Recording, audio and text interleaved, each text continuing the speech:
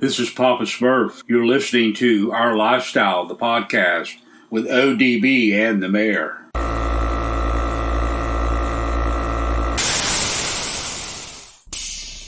Yo, this is Rob Maggi, and you're listening to Our Lifestyle podcast.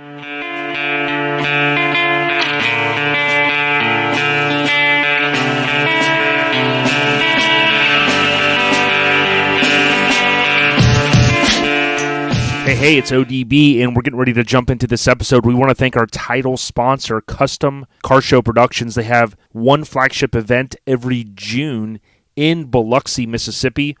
Check out Scrapin' the Coast. That's SCRAPIN, thecoast.com.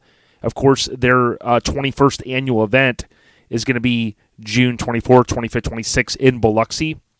They also have Orange Beach Invasion, which you can find more information at obishow.com. That's March 24th, 25th, 26th in 2023. Arguably the best venue in the country, Orange Beach, Alabama. And lastly, they have Bayou Showdown the weekend before Thanksgiving every year in Slidell, Louisiana. Let's jump in. Enjoy this episode. Have you ever lasted 15 minutes, you think? No, okay. Absolutely not. Because, you know, those movies that you always talk about, do they use performance enhancements, you think? Those No, there's no way they do that. Okay. Like a Barry Bonds deal, or?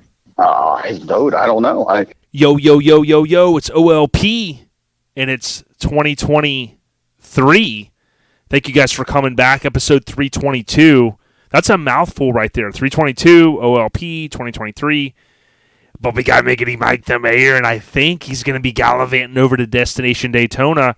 Mike, we don't want to hear much about EBGD, but I did hear my uncle Willie, my uncle Wildcard Willie isn't coming by, so there is a slim chance that I'll still make an appearance at EBGD.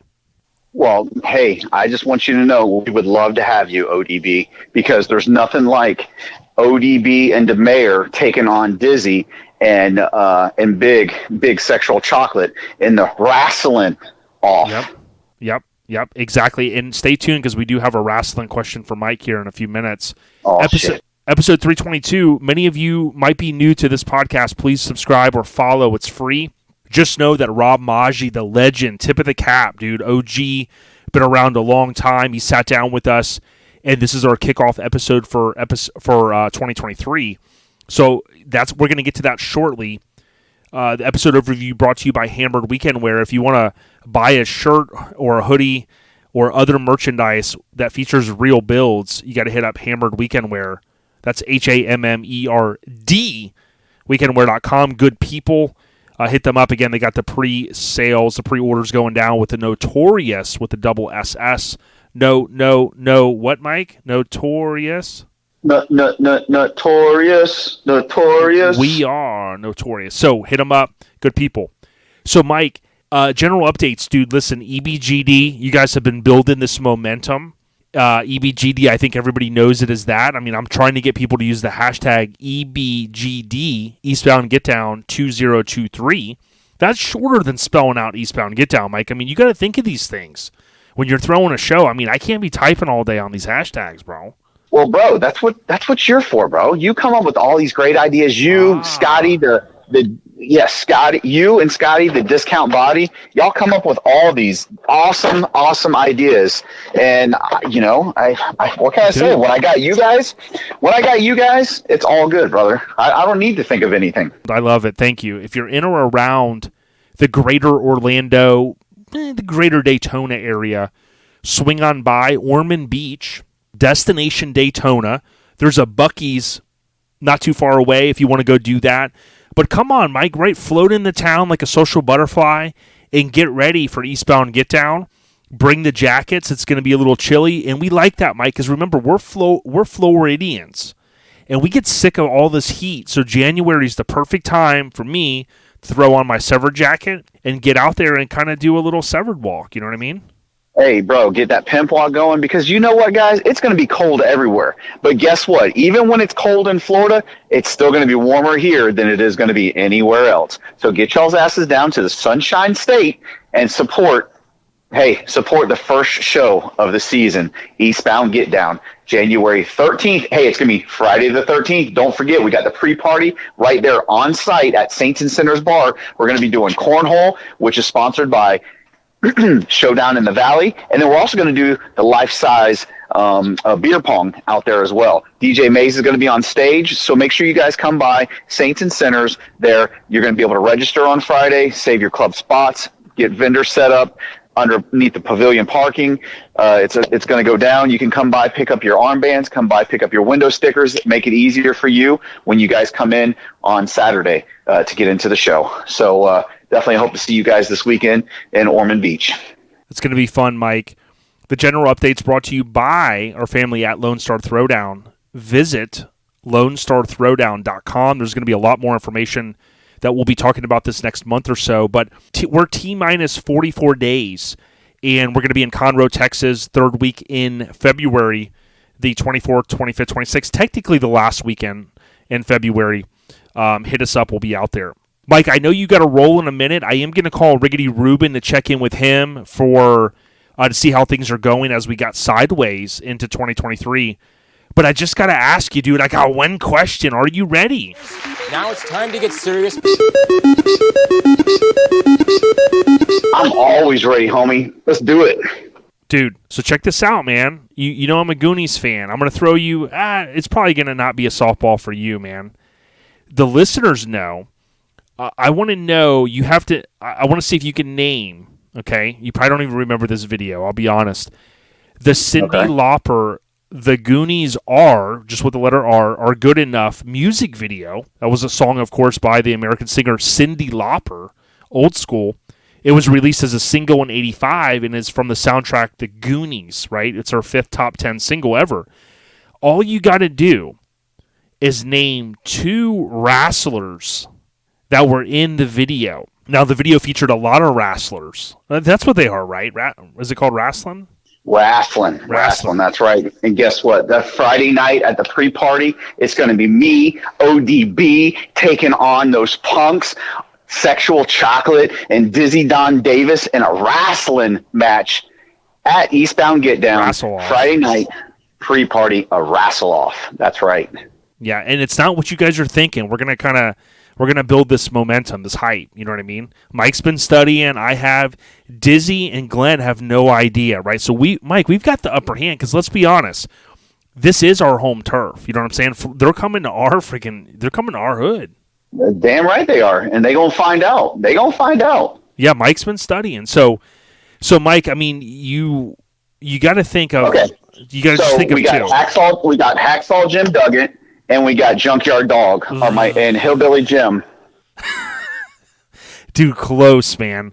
You got Captain Lou Albano, Roddy Piper, Wendy Richter. And we got Iron Sheik. The Fabulous Moolah, the Iron Sheik, Nikolai Volkov, Freddie Blassie, and Andre the Giant, part 2 only. So, it's kind of crazy. But that is, if you guys want a little piece of 80s nostalgia that you may not even have realized, go on the good old BoobTube or YouTube? BoobTube. I like BoobTube better, so let's call it BoobTube. Yeah, go out there and type in Cyndi Lauper or Goonies Are Good Enough and watch that video. Dude, DJ Mays, I know that he would have known that answer, because Mays, if you follow him on Twitch, he's doing all those different sets, Mike. He knows his stuff, and he knows his wrestlers. You know what I mean? And we're not gonna let Glenn and Dizzy tag team him in either. You know what I'm saying? No, there is no. This is not a 6-man tag team match. This is just us against them, brother. Yeah, and let's be clear. When you came off the top ropes that time onto Project Banana Hammock, those are bad memories. That was technically borderline ladder deal, right? Because I heard you were coming off the roof like a Bill's Mafia deal. Bro, I was on a 10-foot ladder, the very top, slipped off that first step, and boom, onto Banana Hammock. And there was a rumor that some of your crowd control for Banana Hammock that's coming out soon, that is real banana peels. So like you had slipped on one of those, and it basically was like a cartoon deal almost. If we would have just had a Ring camera set up somewhere. Yeah, well, unfortunately, I don't really like the camera deal because, I don't know if ODB is going to like get into my camera and, like watch me while I'm, No, I ain't doing doing stuff. that shit, dude. So that's why I've never got down with the Ring camera. That's straight up. That's the truth. Well, as we get ready to call Riggedy Rubin and hang up on Mike in a second, we want to say the trivia is brought to you by AccuAir, ACCUair.com. That's AccuAir.com. Plug and play, the best, easiest in air management. If you want to upgrade your system this year, hit up AccuAir.com or hit up one of their vendors nationwide like Switch Suspension. A lot of good vendors out there. Hit them at AccuAir.com. And Mike, they are, my understanding, they didn't pull out yet, of EBGD or how do you pronounce it. I mean, they are sponsors. They are our main stage sponsor. That is correct. Main stage sponsor, co-title sponsors. Yes, they are. And they can go to AccuAir.com. Now, AccuAir, Mike, you've got it on Banana Hammock, my understanding, and you've also got the upgrade to the VT, which is the valve tank, but you got those Vi-Air compressors that are pumping it up. Pump it up. Pump it up. That's right. And hey, you said Cyndi Lauper earlier, and all I can think about is girls want to have fun. Oh, girls. Joey right now on AZ, right? He's jamming to that. You know what I'm saying? He supposedly is the biggest Cyndi Lauper fan you'll ever see. Dude, by far, absolutely. Yeah, and he said one time when Sinead O'Connor was big, he had a nose ring to the earring deal, like the necklace deal. Remember those? Oh, dude, I've had one. I mean, come on. I thought you had. Everybody's had one of those. Come on. I thought one on each side, dude. Many truckers mod their trucks. Why not mod their face? Dude, that's a given. I thought it was a given. Well, Jay, hey, listen, I need to finish up getting ready for Eastbound Get Down, and I hope to see all you Airhead Nation out there, and we'll see you this weekend, buddy. Biggity Mike the Mayor, thanks for playing. Have a safe trip. We'll see you in a couple days, possibly. See you, Sounds buddy. Good. Well, hopefully you can make it, buddy. Peace out, dog.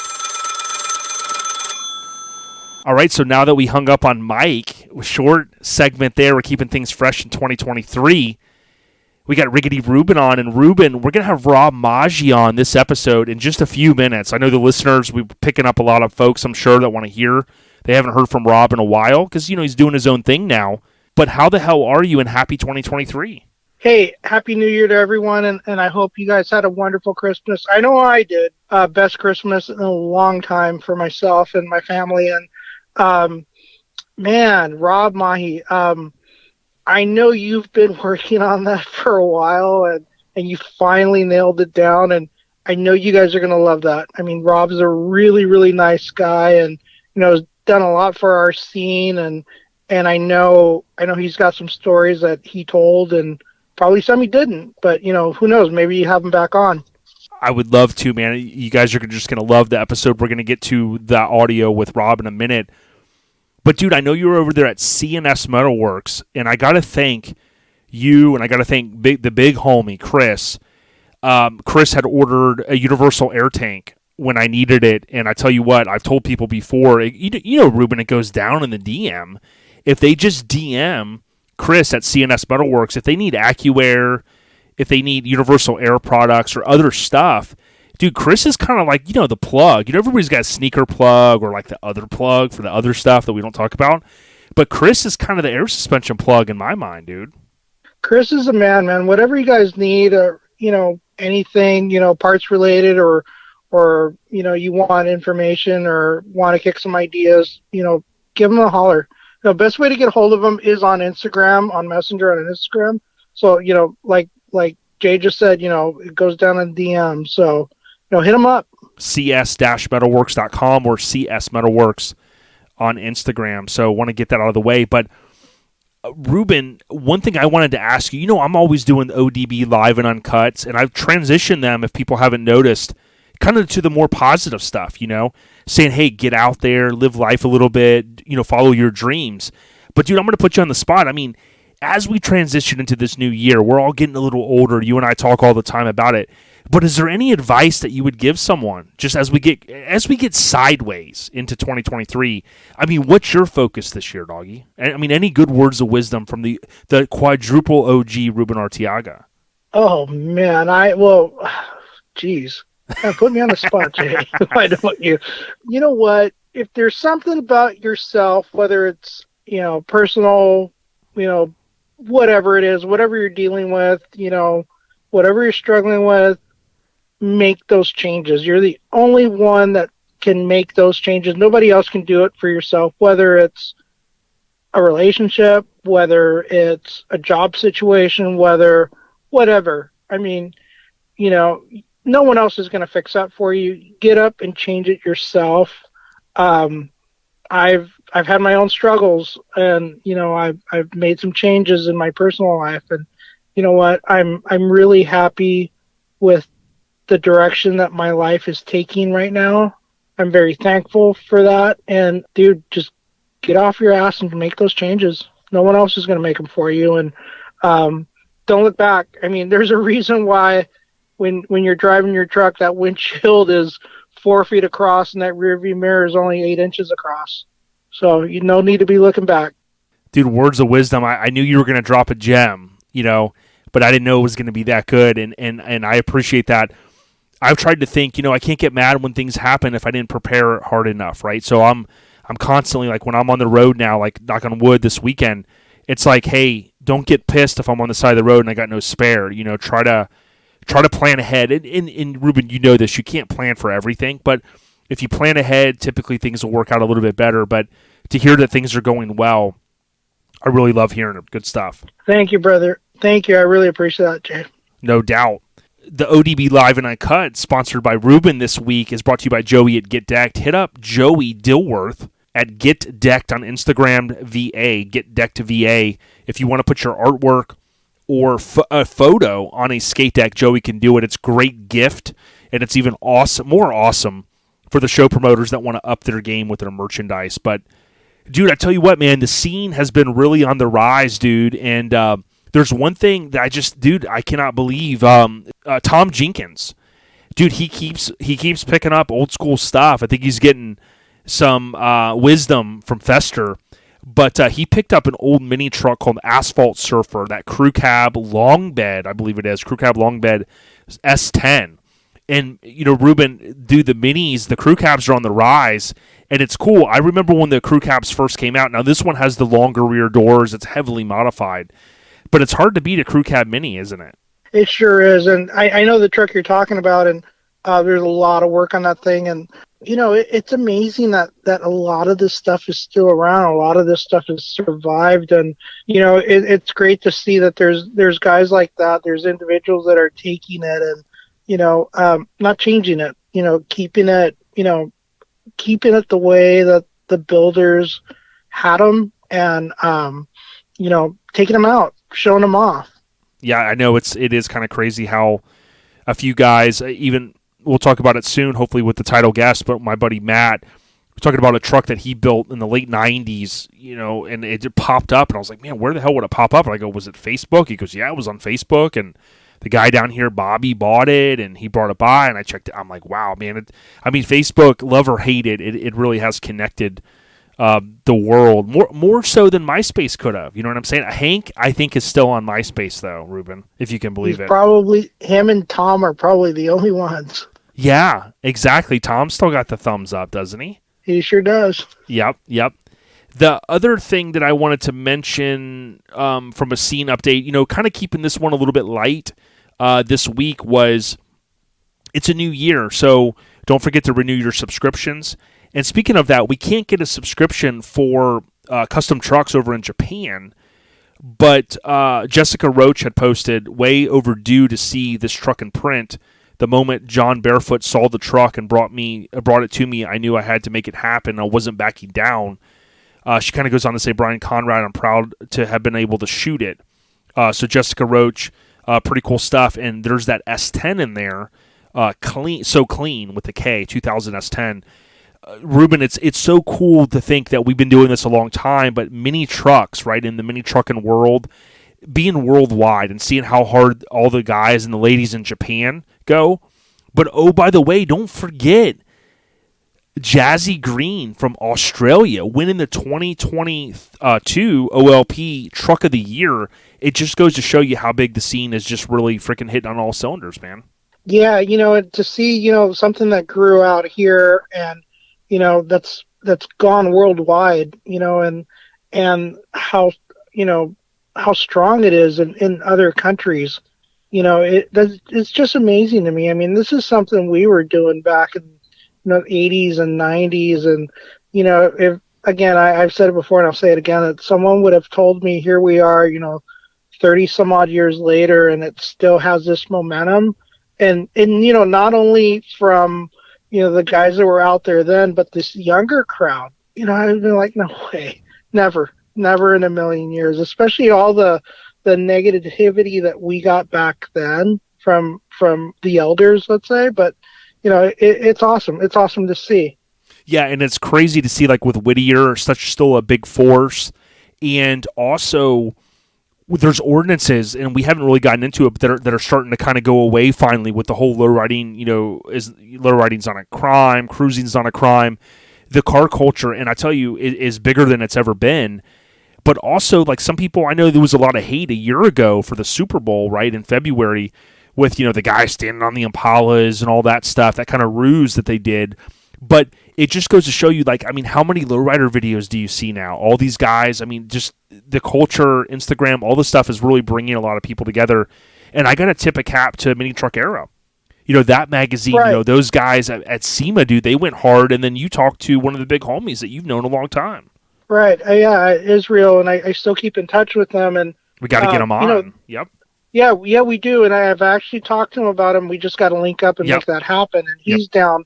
But like the Mini Truck Era guys, I mean, they've done a really good job to to kind of bring back that side of mini trucking, back into the limelight, let's say. And it's there's so, like, here on the West Coast, there's like so many different facets of it, that you had, not only our portion of the scene, but you had that side of the scene.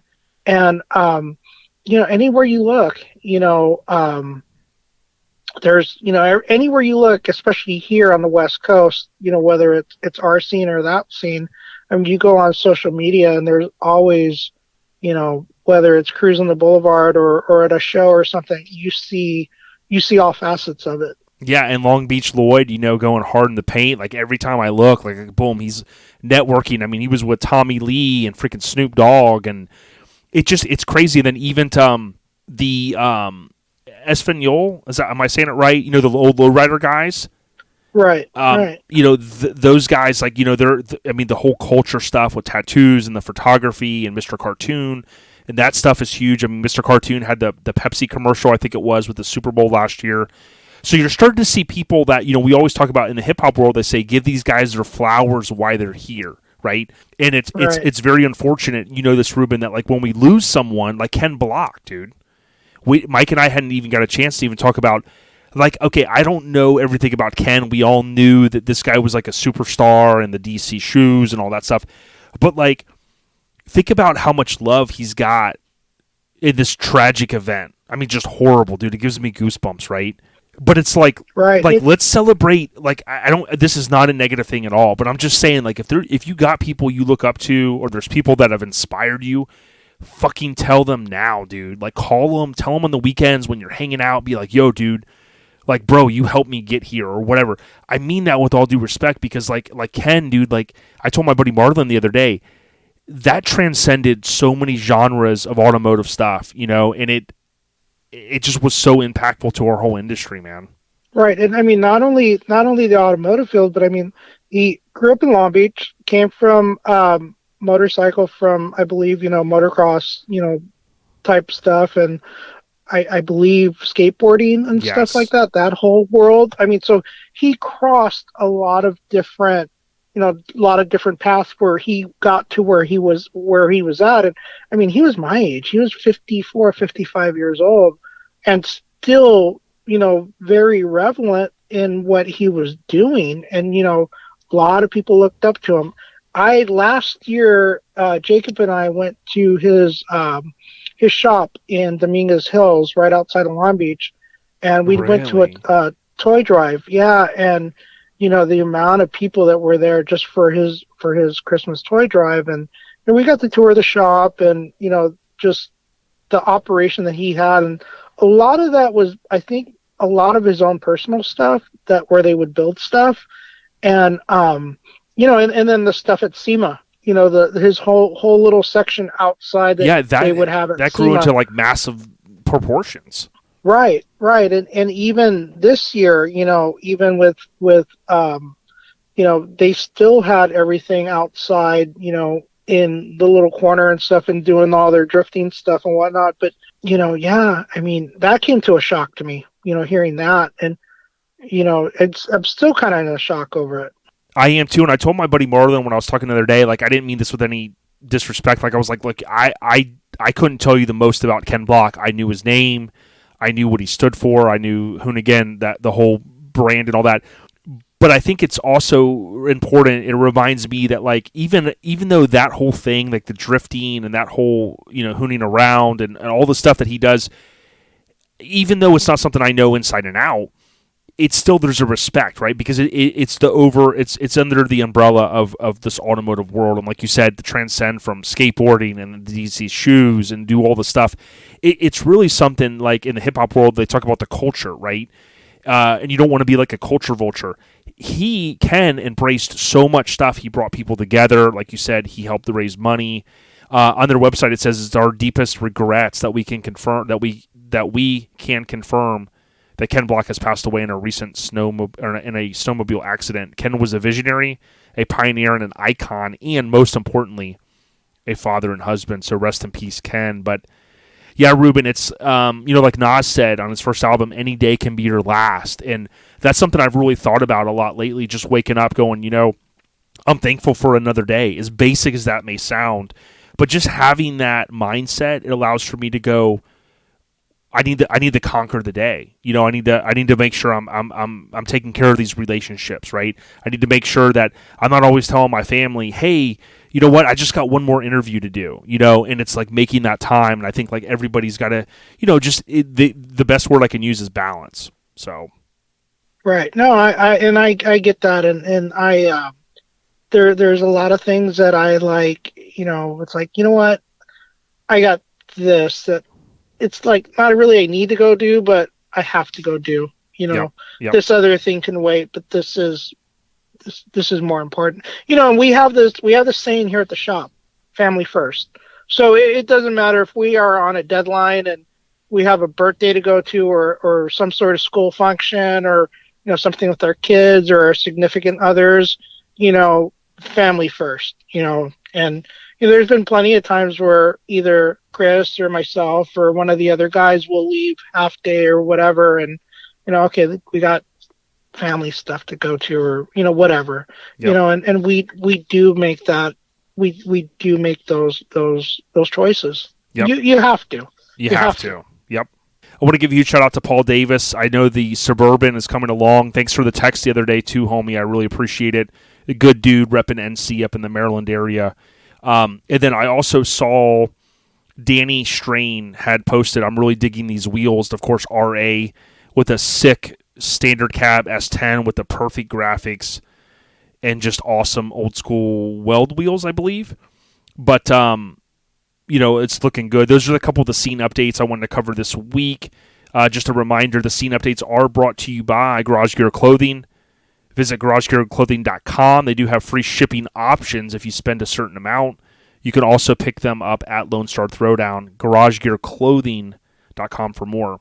Ruben, I kind of think that's it, but before I let you go, because we're going to keep our segment a little shorter, we got just a killer interview, as we talked about, with Rob Maggi coming up. But any last parting words for all the listeners out there?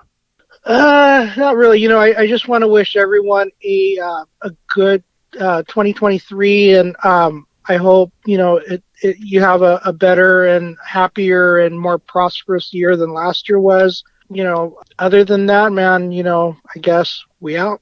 Yeah, you got it. And the last thing I'll say is Martin Luther King Jr. Day is Monday. Some of you, federal holidays and stuff, he stood for many great things and treating with people with respect and things like that. So you guys, if you're off, just know, be good to your kinfolk out there and stay on the rise, stay positive as we move into this new year. I know I'm going to be doing it. And Ruben, thanks again for all the words of wisdom, brother. Oh, thank you for having me again, and we'll talk soon, bud. Tell Chris we're going to get sideways when we get out to Cali again. Keep it legal. Always. Okay, as I said, we're keeping things fresh. And again, we're, typically Mike and I, 30, 45 minutes, an hour intro. You're going to see some good change this year, just kind of keeping things fresh. Again, I know some of the long-term listeners are going to go, no, we want the 2, the 3, the 4 hour deals. But again, it's that balance, right? The show updates. So here's the quick Reader's Digest. Eastbound Get Down this weekend. The Aftermath Florida Bowling Tournament. That's coming up in February. You can find Aftermath Florida on Instagram if you're looking for information. And because I follow all kinds of mini truck stuff, I'm just going to type in Aftermath_FL, and you'll see Dragging the Alley is February 4th. Also, we're going to be at Lone Star Throwdown again the last weekend in February in Conroe. Yes, it is sold out, but just know you can still get a spectator band. Come in. It's an amazing event. If you're on the fence, fly out, drive out, Galavan on out. Conroe, Texas. Trust us. Instagram, Facebook. It's Lone Star Throwdown. Of course, LoneStarThrowdown.com. And then Orange Beach Invasion. So I cannot stress enough what an amazing venue this is. OBIShow.com. You can go out there and you can check out all the information. You can register. Arguably the best venue in the country for a car truck show, primarily trucks. We will be out there. That is the 24th, 25th, 26th of March of 2023, of course. So in conjunction with Keg Media and our title sponsor, Custom Car Show Productions. General admission $75. Premium registration, which may be sold out, is $150. Again, hard pressed to find a better venue. Nighttime photo ops. Just truly an amazing show. Orange Beach Invasion. OBIShow.com for more. And then the last two shows that I'm going to mention is one Mini Nats. So Mini Truck and Nats on Instagram. You guys would have to be sleeping under a rock not to know about the 29th annual event coming up the 21st, 22nd, 23rd. Jason Bell and team are putting this on. They won our 2022 Show of the Year. Great people. MiniTruckinNats.com for more information. Again, registrations are sold out, but you can come through the spectator gate. And again, cruising is not a crime, especially in Maggie Valley. Arguably the best aspect of the show is the cruising and the nighttime festivities. Sean Rose, David McGotti, Jason Bell, and all the different folks are going to come together to help raise a lot of funds. And I'll talk about that in a moment. But just know the place to be in April, late April, is going to be Maggie Valley. If you're not there, we might have to snatch your mini trucking pass. You know what I mean? Like your mini trucker pass, like that says, yo, I'm a mini trucker. Dude, we might have to slap that out your hand. You know what I mean? I'm just saying, right? I mean, Hank has been known to do that from Hammered Weekend Wear. So just throwing that out there. And last but not least, we want to mention the Sparks show. This was our 2021 show of the year, and it is every August. So the Spark Show, this show has continued to build momentum the last few years, and I'm going to do everything I can this year to actually make it up.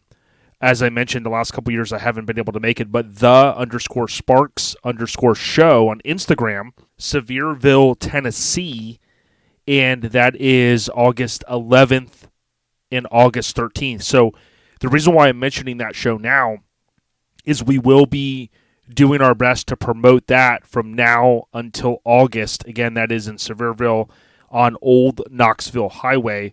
Look it up. Many of you live in or around that Midwest area. This is literally a good middle ground for so many people. Even me, not too bad of a drive. I did it solo one year. Mike and I did it together another year. So just get out there. The Spark Show, great people, and slap hands with them. Come on out, pre-register when it's open, and check them out on Facebook and Instagram, The Spark Show. The show updates are brought to you by minitruckfilm.com. Yes, that's a real website, minitruckfilm.com. Hit up and purchase a copy of the Blu-ray or DVD called The West Coast Influence. Radar put his own money up to produce this amazing, awesome mini truck film. Go to minitruckfilm.com for more. All right, the podcast updates. So, really not much to share. We're going to just keep it fresh this year in 2023, and we appreciate all the support. If you can, please share this with the homies, the senoritas, the chicas, the big homies. Let them know, hey, check this podcast out. We're getting a lot of love on YouTube. Check us out there. I got free videos I'm doing every single week, and that's part of the balance of doing this podcast bi-weekly and just keeping things fresh and keeping our guests heavy hitters as much as we can and balancing that with some of the new school guys. So there's going to be some new school guys coming up here with some audio, and there's going to be some old school guys as well. Podcast updates brought to you by Graphics Mafia. If you need stickers or light design work for your business, visit Graphics with an X, Graphix, mafia.com.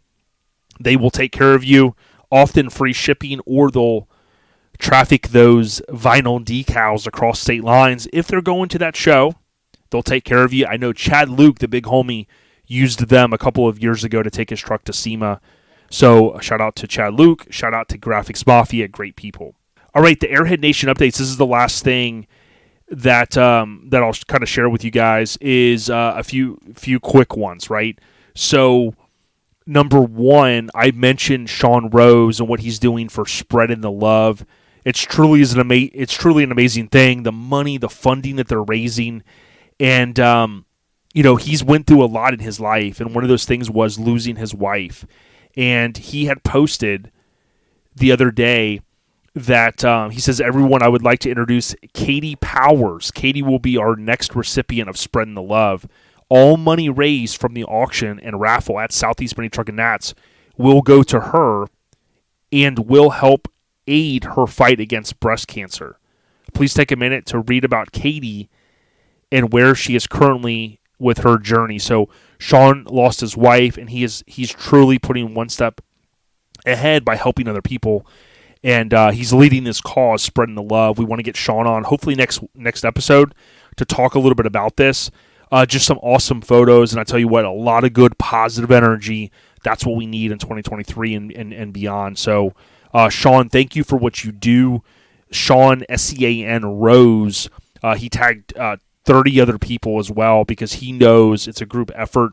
We're going to put together some things for Mini Nats to help Jason Bell and team raise some funds.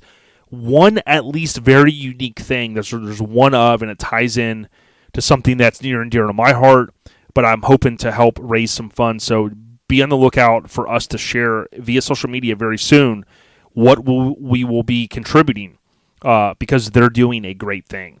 I know Frank locally here, I always say his last name wrong, Froelich III.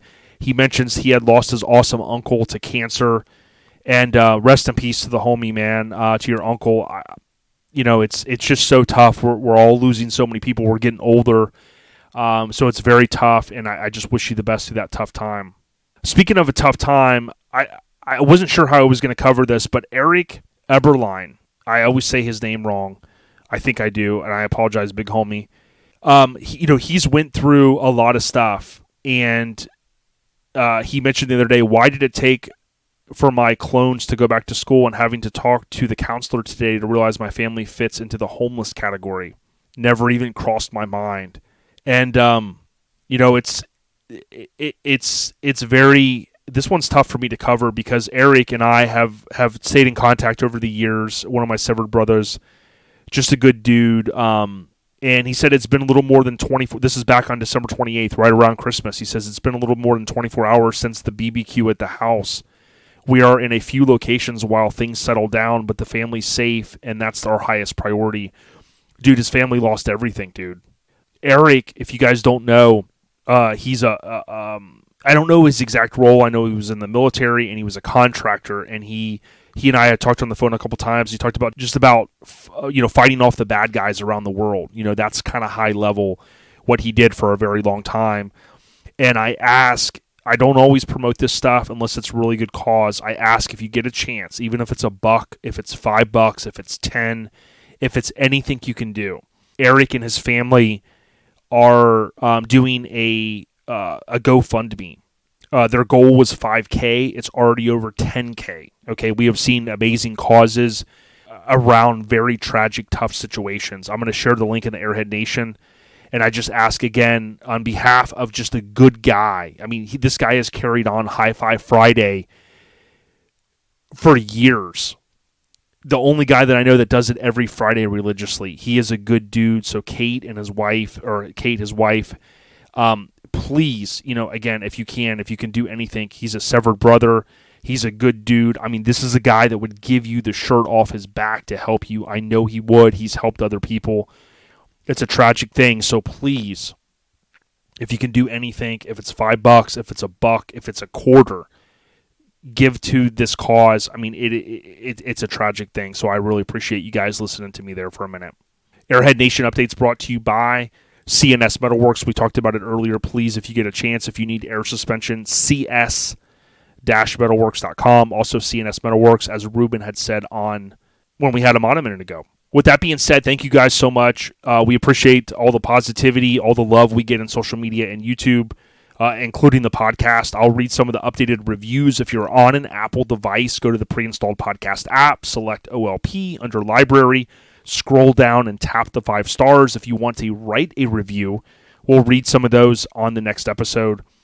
I hope you guys appreciate the audio from Rob Maggi, a true legend, an OG, triple OG, great guy.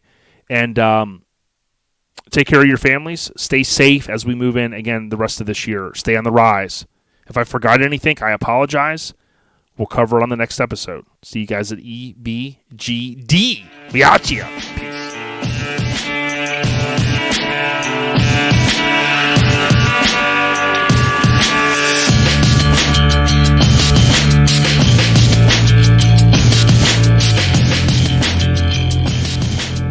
Hey, so I'm super excited. 2023 kickoff guest, Rob Maggi. How you doing, our friend?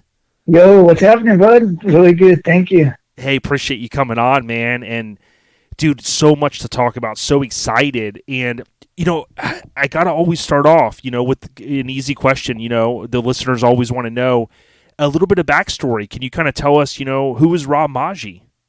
Well, was born and raised in Orange County, Newport Beach.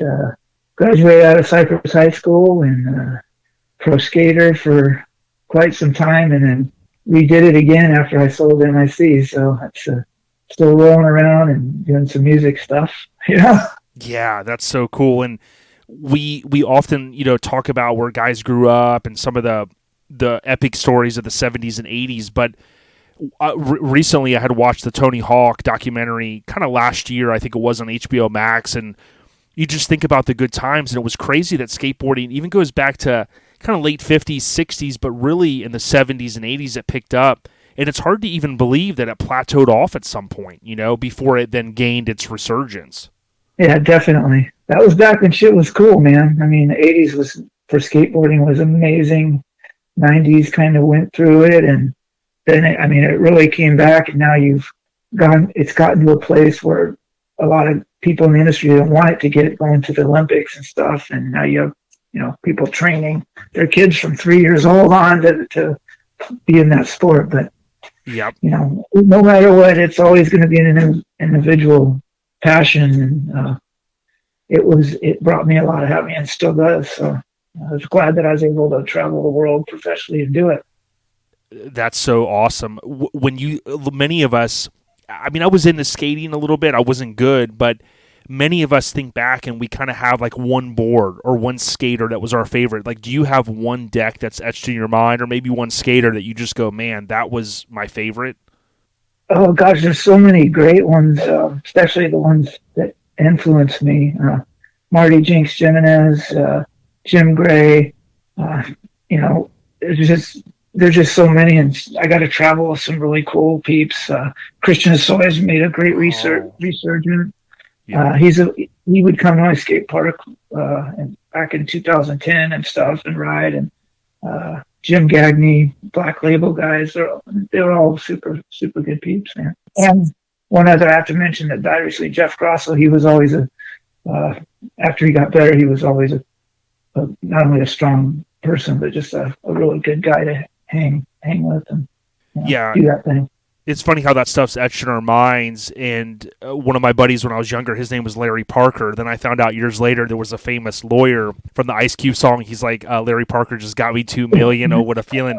But my buddy Larry Parker, when I was a kid, he was 3 years older than me. And dude, he was such a good skater. And I remember he had the Staub Genie deck.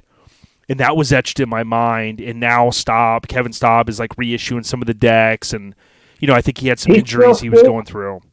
Yeah, he still skates too. I mean, like everything else, your amplitude changes, but he's still riding, and he still looks the same. I mean, you see him in person, he's still a punk rock man. With the purple hair and stuff. Oh, definitely. Yeah, I couldn't tell my wife, but when he reissued one of those decks, I've been waiting on the Genie deck, but he reissued one of the other ones, the Pirate deal, and I had to get one, man. I mean, it was just sick. And he's on, for those that don't know, there's like a YouTube, or there's Instagram, YouTube called the 9 Club. And he's the new guest on there. And I want to go and watch that one because they do obviously video and stuff. It's a really good podcast. So nice, man. Throw that out there. But what other stuff were you into in that era? Because skateboarding was huge. Did you ever dabble in the BMX stuff, or were any of your friends into that? Not really when I was younger, but then once I started traveling, a lot of the shows would coincide. Like the Haro guys and that, they would, if we were doing a demo for whatever we were at, that's more or less how I knew about it and got to see it. Honestly, if I had I would say, throw a side hack on that son of a,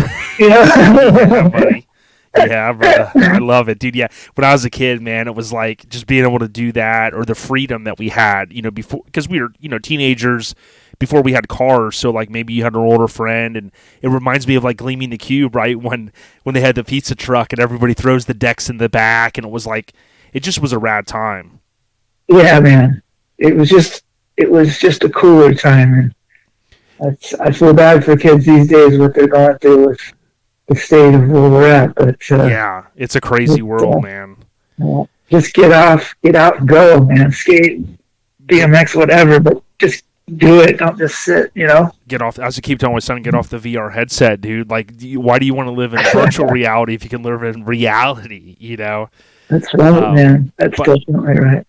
Now, many of us, we've kind of established on the podcast, like people that were into BMX and skateboarding, it was a natural progression for the type of vehicles that we wanted. But like, how did you get bit by the custom vehicle bug? Like, was it shop class? Was it someone that you knew that just had cool shit? Well, there's a guy named Boyd Coddington, and where I grew up in an apartment, he was a block away, and his shop was maybe 3 blocks away. And one of my close buddies, Terry Mead's dad, worked for Boyd.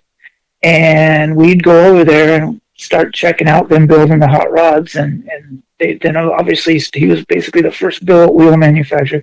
We started detailing for him. Oh, we didn't know we were detailing until it turned out that we ain't just washing cars at this hot rod shop, right? So that's where I kind of got the bug. And then I think got my first mini truck, a Nissan, and started fixing that up. And as I skated, we did more. And I'm sure you saw what came later, but that was the main reason I got the bug from Boyd Coddington and being a block away from him and doing what he did. And that's where it started. Yeah, that's awesome. If you think of, you always hear in movies the 7 degrees of Kevin Bacon, right? How many movies he's been in, stuff. But really, Boyd Coddington, when we had Bill Hancock on he worked at Colorado Custom, as you know, for years, we talked about the legacy of Boyd and how many wheel companies it spawned, right? How many guys spawned off from that. But even you, like you said, I mean, that's where you got your kind of motivation from. That's amazing. Yeah, he was definitely at the head of his game and doing what he set the standard. Hey, I'm not going to buy a wheel. I'll just cut one out of the block of a wheel when I'm right here. Yeah. And that brought a lot of billet parts and really built a lot of companies after, that. And seeing Colorado Custom. I'll never forget. I think what year it was at SEMA, but here's Boyd in his Hawaiian shirt with his big beer belly, and they're basically bellying it up right there, just going belly to belly, letting them have it, saying, "Oh, you stole my ideas," and all that. But everything worked out for everybody. So yeah, it is kind of nuts when you think back to those early days. You get bit by the bug. Did you have a couple? Did you have a couple of maybe custom vehicles before you even started MIC? I'm kind of curious about how like those late teens, early 20s, or were you kind of out of the gate in your 20s going, "Yo, I'm going to start my own company"? Yeah, well, I started that when I was still riding heavily. Just there'd be idle times or whatever, and I actually started when I was still in Cyprus. It started as Stylin' Auto Dialin', if you can believe that, and like 6 months went by and everybody's like, and I was probably 16, 17, and it just wasn't a professional enough name. And a guy I really looked up to, I forgot if he was helping Boyd or what his was. It was, I think he also worked at Sir Michael's, but he said you need a better name if you're going to just, you're doing detailing, and then like the pinstriping, and then at my first shop in Fullerton, we started doing the first lowering and then offering a full custom package, and as it grew, so that's how I ended up coming out with Master Image. And yeah, it was a great name, and the importance of the branding and stuff, which we'll kind of talk about, because I talked to some of my friends from the West, and they were saying, "Yo, like Rob and his team, they had tight schedules, they really knocked stuff out," and I think that's important. But when you think back to those early days, I think back to trucking, and I recall, kind of mid '90s, seeing the F350. That was, I think, juiced on all four corners. Was that kind of one of those early visions of the early MIC days? Yeah, well, I didn't actually have a fabricator. I was going to different places, and then Mike Sharp is a great friend of mine, and obviously mini truck knitter. He introduced me to Sean. Well, for the next, I think, 3 years, to Sean Mahaney, I'm sorry. For the next probably 3 years, I would just go to him, and he was moving from shop to shop, Sam's Hydraulics, I think, and the next was Independent Performance, and obviously before that he had Trendsetter.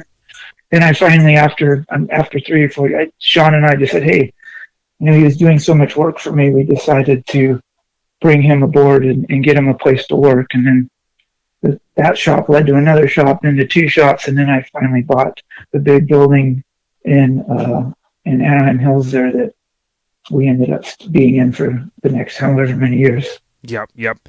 And I was reading trucking, I remember back to like 93, I still have my first issue I ever got, and I always loved, it was a heavy hauler issue, and I always loved the big hipped dualies and stuff. But when we had Sean Mahaney on, rest in peace, we talked a lot with him, and it really, I honestly think like he was, you guys were some of the first guys to start really, putting adjustable suspension on those big trucks. I know there were a couple other players out there, so I'm not trying to, take anyone's thunder, but when I think back to it, hydraulics on an F350, that was, really revolutionary at that time. Yeah, that was definitely something to see. And as far as the adjustable, I think only thing anybody was doing back then really on the dualies was adjustable in the rear. So if you had with the Firestone airbag kit or whatever. Yep. The helper bag kits and all that. Yeah, that was big. And now when I think back to that era, I start to, if I had a timeline, I remember Time Bomb, November 96. And I'm trying to remember if it was a dually or if it was a Phantom dually, but it was the Bourbon, the white one. Yeah, that was a Suburban dually. And when I talked to Sean about it, to be able to put dually wheels, you had to do a 3/4 inch or a 3/4 ton. So that was an 8-lug. So I found a new, and went and picked it up, took it to Sean, and like probably maybe 3 weeks later, he had it laid flat on the ground with the dual wheels, no fenders on it, and crazy looking with a dually Suburban with no fenders in the back, right, just sticking out. I drove that from Sean's shop in Santa Ana all the way out to Doug's Starbucks in Riverside. you know, full hydros driving down the freeway. People are like, what the is that? You know? And then you start hitting corners and looking out your mirrors and seeing the dual sticking out, flinging rocks on everybody down the freeway. It was something, man. Yeah. One of our homies on Instagram, his account is blown up. He's got it's called 90s Truck Scene. You probably follow it, but he shared a clip which he's been doing a real good job at. And there's a clip of you polishing the rear wheel, like wiping it down. And I was like, where did he get this from? And it's with the checkered floor. It's probably like, at MIC back in the day, you got the glasses on, and then he even has video of it hitting switches driving. I'm like, damn, dude, like, it was some pretty cool footage. But as soon as I saw it, I was like, that's Rob Maggi right there, man. I know that truck. That was shot at one of the, I'm not sure who was doing the shoot, but the one where I'm polishing that wheel and they're hitting corners. Yeah. Ended up in one of the music videos, but that was at a trucking. I believe that was a truck and shoot, and he was lifting up so I could polish. I think Mike Sharkus may have been doing that shot. That's what I thought. That's what it looked like from that day. And we had filmed that day because we were using the Suburban Dually for a music video, and that's how that came in. And that video is probably still out there somewhere. Yeah, I gotta find that. Yeah, that's sick, dude. Well, now there's probably some in between, but when I think of the topless 88 to 98, the red regular cab truck, it was featured in Truckin', but it was also, for those that don't know, it was on the cover of Chevy Truckin'. That thing is still epic, and with OBS trucks being so popular now, dude, I cannot believe nobody's recreated that one. Yeah, that was Dave's, and we did that photo shoot with Steve Warner, which later became, I believe he took Steve Stillwell's spot at Truckin'. Yeah, I think so. Yeah, we shot that. That was shot in San Clemente, and that was a long time ago. That was, I think, one of the very first one. Obviously, we cut the roof off of it, but that was probably the first time that we really did airbags instead of hydraulics on something, because we were, Sean was basically doing all hydros, and then, we never would have expected the airbags to come in and actually be able to do what they did. So yeah, and obviously we got a lot more to talk about, but what I always thought, especially I was a lot younger, we all were, but like when I look at this red truck, when it was in Truckin', it was a drop top styling. But they're complete builds, paint, wheels. It had the awesome grill where the Chevy emblem was shaved, if you will, was topless. Yeah. It had the stereo, it was the full package, man. And that had to be a good feeling that you guys had the clients that were willing to go and kind of take them, because they knew that you guys had that connection to the magazines. Yeah, definitely. As we grew, and then obviously I knew all most of the editors, because we not only close to, which was McMullen E back then, but it made it easy for the stories and and for everybody to work together. I mean, a lot of those guys knew me when I was washing their cars underneath their building there, so it's a lot of history for sure. Hell yeah, man. And that truck, like I said, I think it was even shot twice, because I know Wes shot it the one time when it ran in Truckin', but those rolling shots when it was on the cover of Chevy Truckin', like you said, I don't know that I have that issue, but it was cool that, Brian McCormick and those guys doing the sister publications, they were keen to the street, so to speak, enough to go, hey, this is dope, let's run it on this cover, so that was awesome. Yeah, man, I haven't talked to Brian in a long time. I hope if he hears this, he's doing well. He was always a really cool person and really treated us and treated me really good. So yeah, and it was an honor to have him on. I used to read his editorials. I mean, I feel old saying, reading the magazines like front to back, but just really, shot so many covers and really just as a beacon really in this truck community, so tip of the cap to him. I got to transition to one of our favorite rides, and I think out of any, when we think West Side, we had, rest in peace, Sean Mahaney on. We've talked about the storied just legacy of this amazing truck, and it's really cool to sit down with you. When Sean had shared some photos with us, he kind of shared, it looks like originally it was green, but can you kind of talk to us a little bit about the early days and how the idea came about to build West Side? Well, the truck before that I had was the Suburban Dually. So that was the last project that I had done for myself personally. And I said, hey, I want to do a crew cab body drops on the ground. No one had done it yet. And if they had, I hadn't seen it. Nobody had seen it because, you know, I was obviously on the cover. They're calling it the world's lowest dually, whatever. So I told them I wanted it juiced. It was going to be full paint body. Doug Starbuck knew about what was going to go on, and I did a rendering for him. Originally, straight up, Sean and I were going to cut that fucking roof off for that truck the first time. And just before, the day before, so I think it was Mike Sharp that says, hey, Street Beat Customs out in Phoenix will custom make you the biggest rag top that they to put in the service. Awesome. And so check this out. I said, okay. And Sean goes, oh, we really want to do it. So I said, don't worry, we'll do another one. And I told him. So I told Mike as soon as Doug's painting it, because it was already at paint, so I would have had him do the cutting of as soon as Doug was done with it, no interior in this thing. Here go me and Mike Sharps on lawn chairs driving from Riverside all the way 8 hours to Phoenix to have the rag top put in.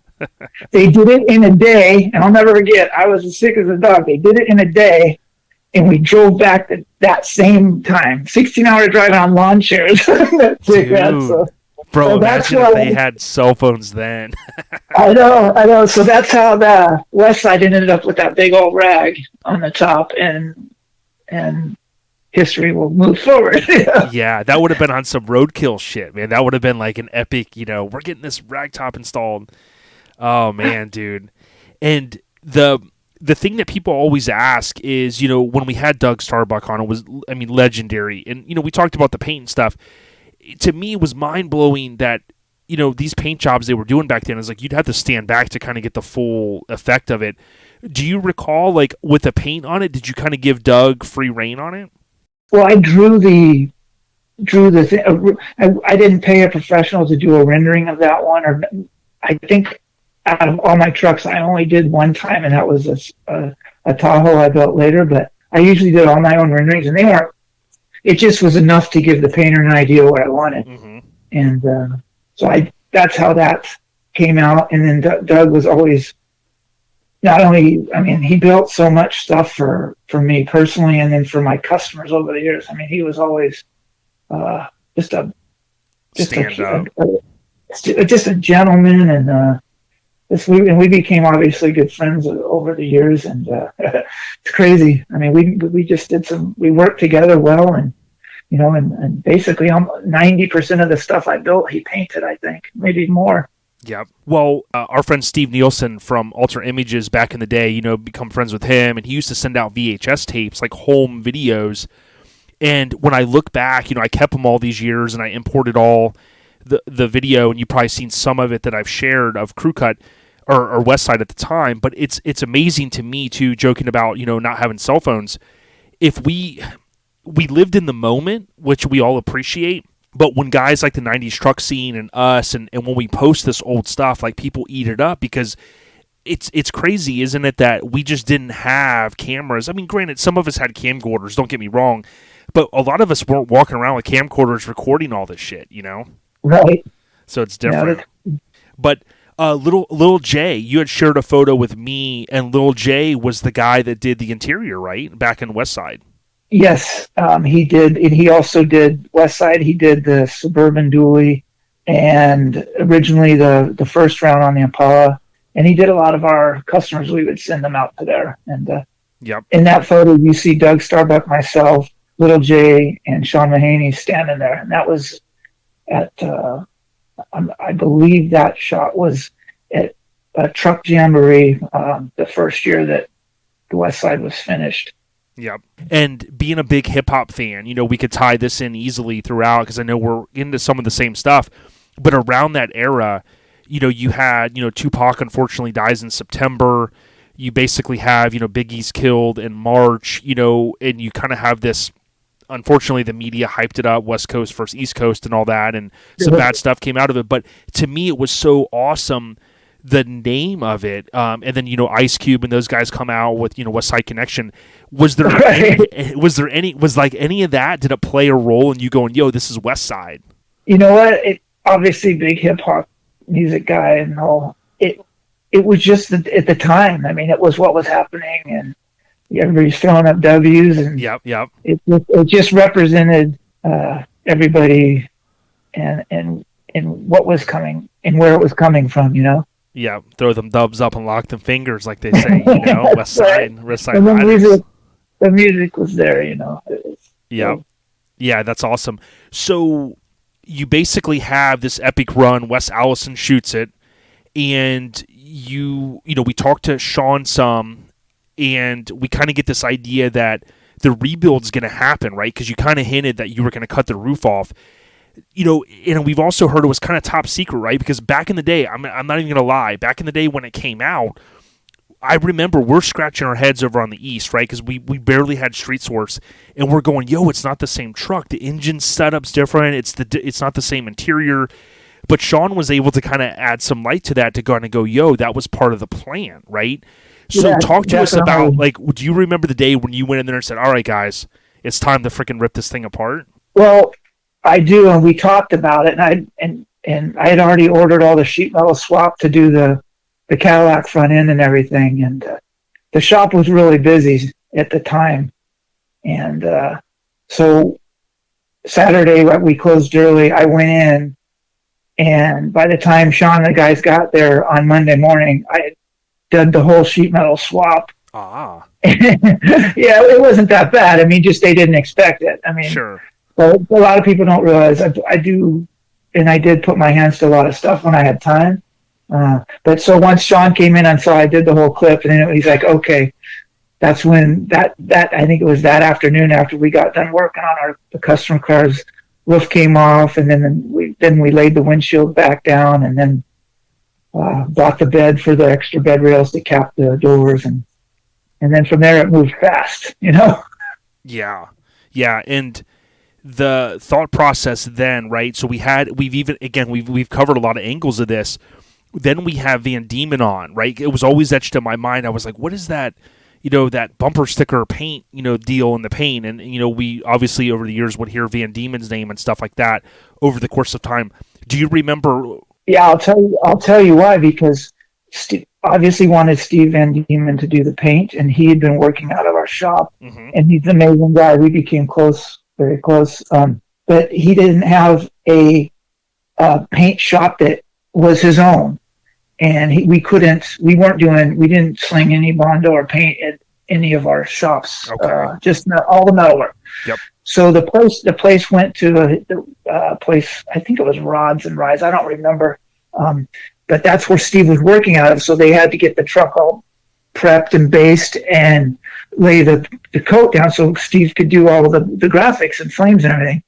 Well, after Steve got everything done, the owner of that shop, before they cleared it, put his name across there. Oh, okay. Yeah, I meant to ask Steve about that, and it was a question I forgot to ask him. And on top of it, and I'm not going to get into too much detail, sure. but he was a bad businessman, and I wasn't. He shouldn't have done that. I mean, he would have got all the credit but it was a Steve Van Diemen paint job. Yep. And when I saw that, I couldn't believe it. And I'm also, well, how do we fix it? And it was just getting ready to be debuted. So Steve suggests, well, let's have something made that has just my name on there, and we'll put it over there, and I'll try to make it look. So I called my buddy Rob that owned Modern Image, and they're a sticker company and real amazing guy. Anyway, he made that for me to go over that guy's shop's name, and that's why that was on there. Yep, got it. Okay. Yeah, so it was funny. I had that on my list, and I forgot to ask Steve about that, but it's cool that you laid it down right there, Rob. Yeah, it was the guy. I can't remember his first name, but it was very. I mean, I can't believe I kept my cool when I got there.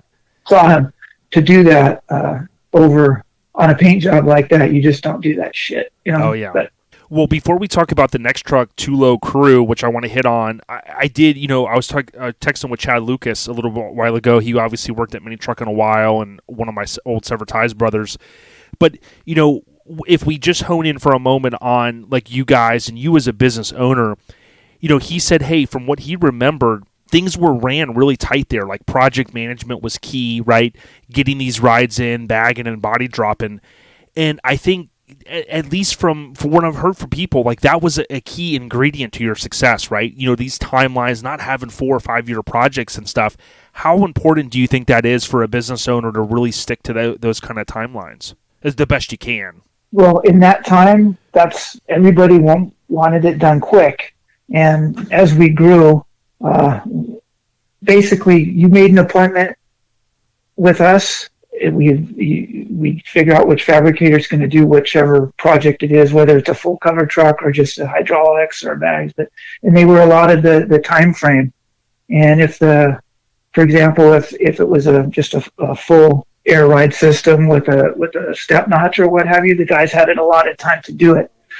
So I was able to get the guy's schedule on when it was basically, I think the 5 fabricators with the 5 lifts and back. And you'd leave $100 deposit, you would have your time booked. Boom. One rub was there was one time we were booked for 7 months out. But once your ride got there, it would only be there a week. Wow. Or if it's so we got very efficient. And then customer service, any of our systems, lifetime guarantee, roadside assistance within reason, if anything ever needed, that we made sure any lines were heat shrink wrapped to make sure that you wouldn't have any problems with bursting, that type of thing. Yep. And I think the word spread quick, hey, and we were reasonable considering where we sat as far as, craftsmanship and, then also the rolling list we would put once you became our customer. I mean, I don't think in all the times, I think I had one disgruntled customer over all the years, and tried to make it right.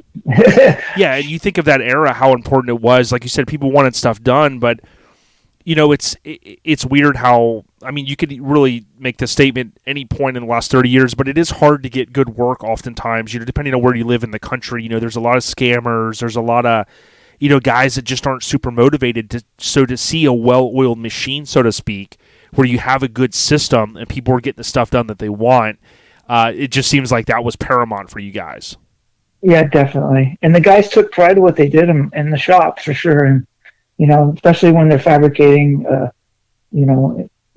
everybody wants to make it look a little bit better and that. And, no shortcuts were taken. Obviously, your customers, basically their lives depended on they're flying down the freeway. So. Oh yeah. And shout out to your crew, because some of these guys have chimed in, and I forget the one guy's name, and he goes, I used to work at MIC. I love the podcast. I love what you guys are doing.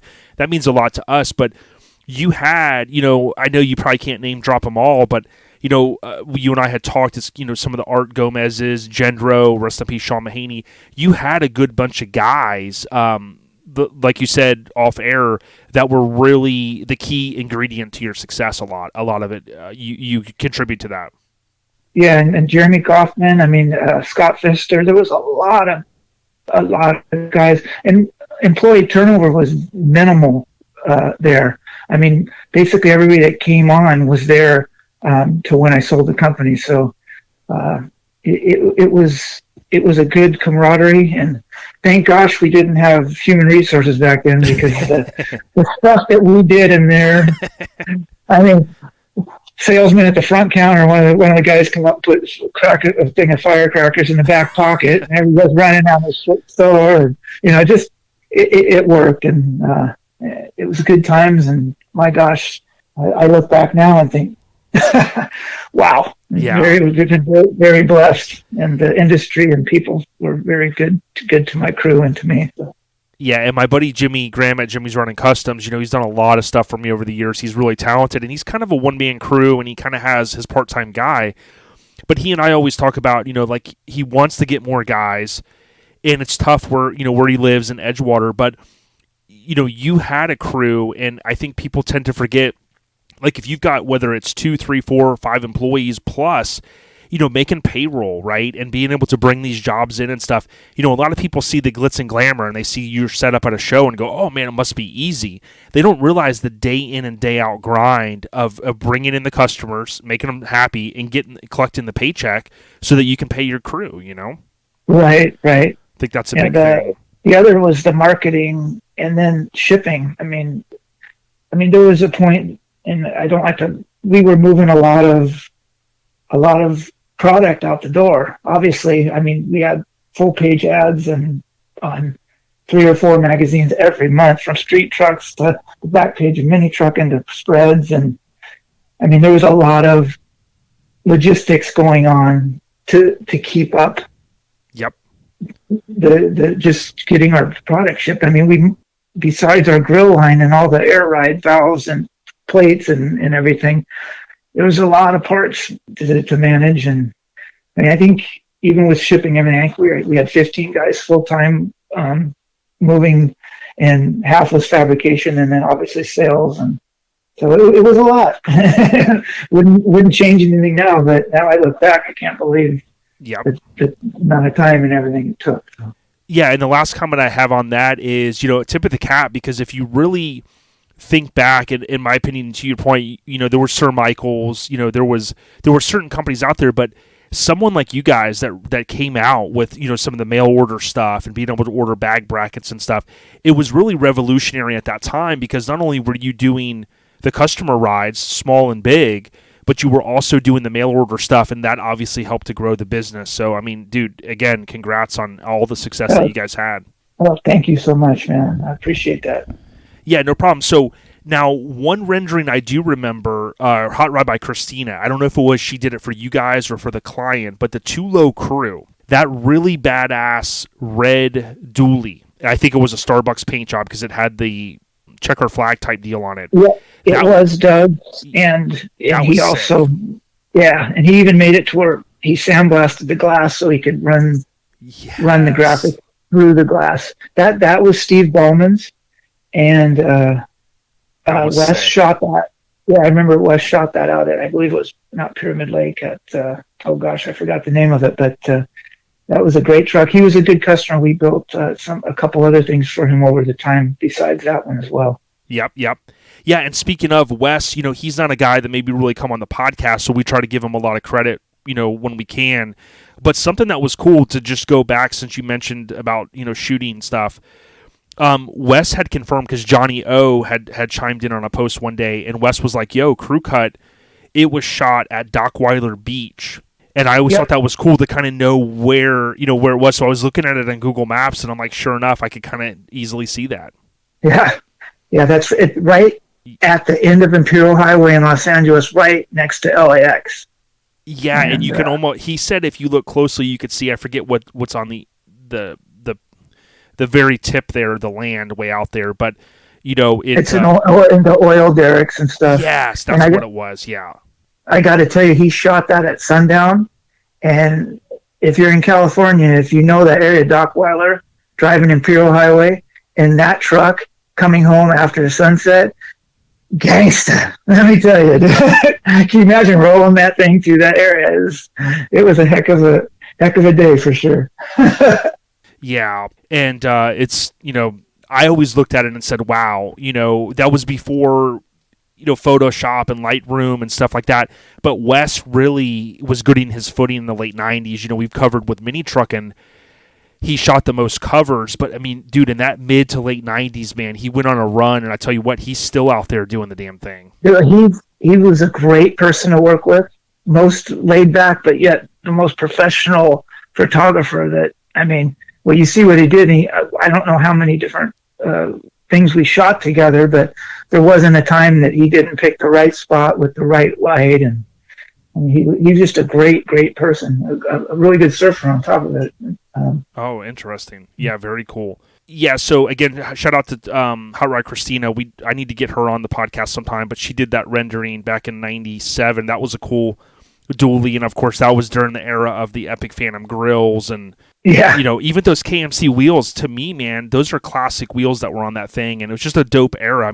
That was even before the 19s and 24s and all that. To me, they I love weren't duals, doing anything. they weren't doing. You didn't have very many choices, so we knew the lady at KMC, and they did very short runs of those, any type of directional dually, and finding anything that was cool for a dually was very, very hard. So yeah, and you talk anytime about finding dually wheels. It's hard now to find those quote old school wheels, dude. They're like virtually impossible to find. right. Yeah. You know, and times are definitely changing with what they're running. That's for sure. Oh yeah. Now around that same era, I didn't pull out every issue of that I could find. I mean, I got a lot of it documented in my notes, but the Expedition, white and yellowish, right? That ran on the cover of Truckin' as well. That was another one under you guys' fleet, I believe. Yeah, that was Expedition just came out. Nobody had been. I mean, no one was putting 20s on anything or whatever. So, Doug, I did the rendering for that, and then Doug did the paint prior to us actually doing the suspension.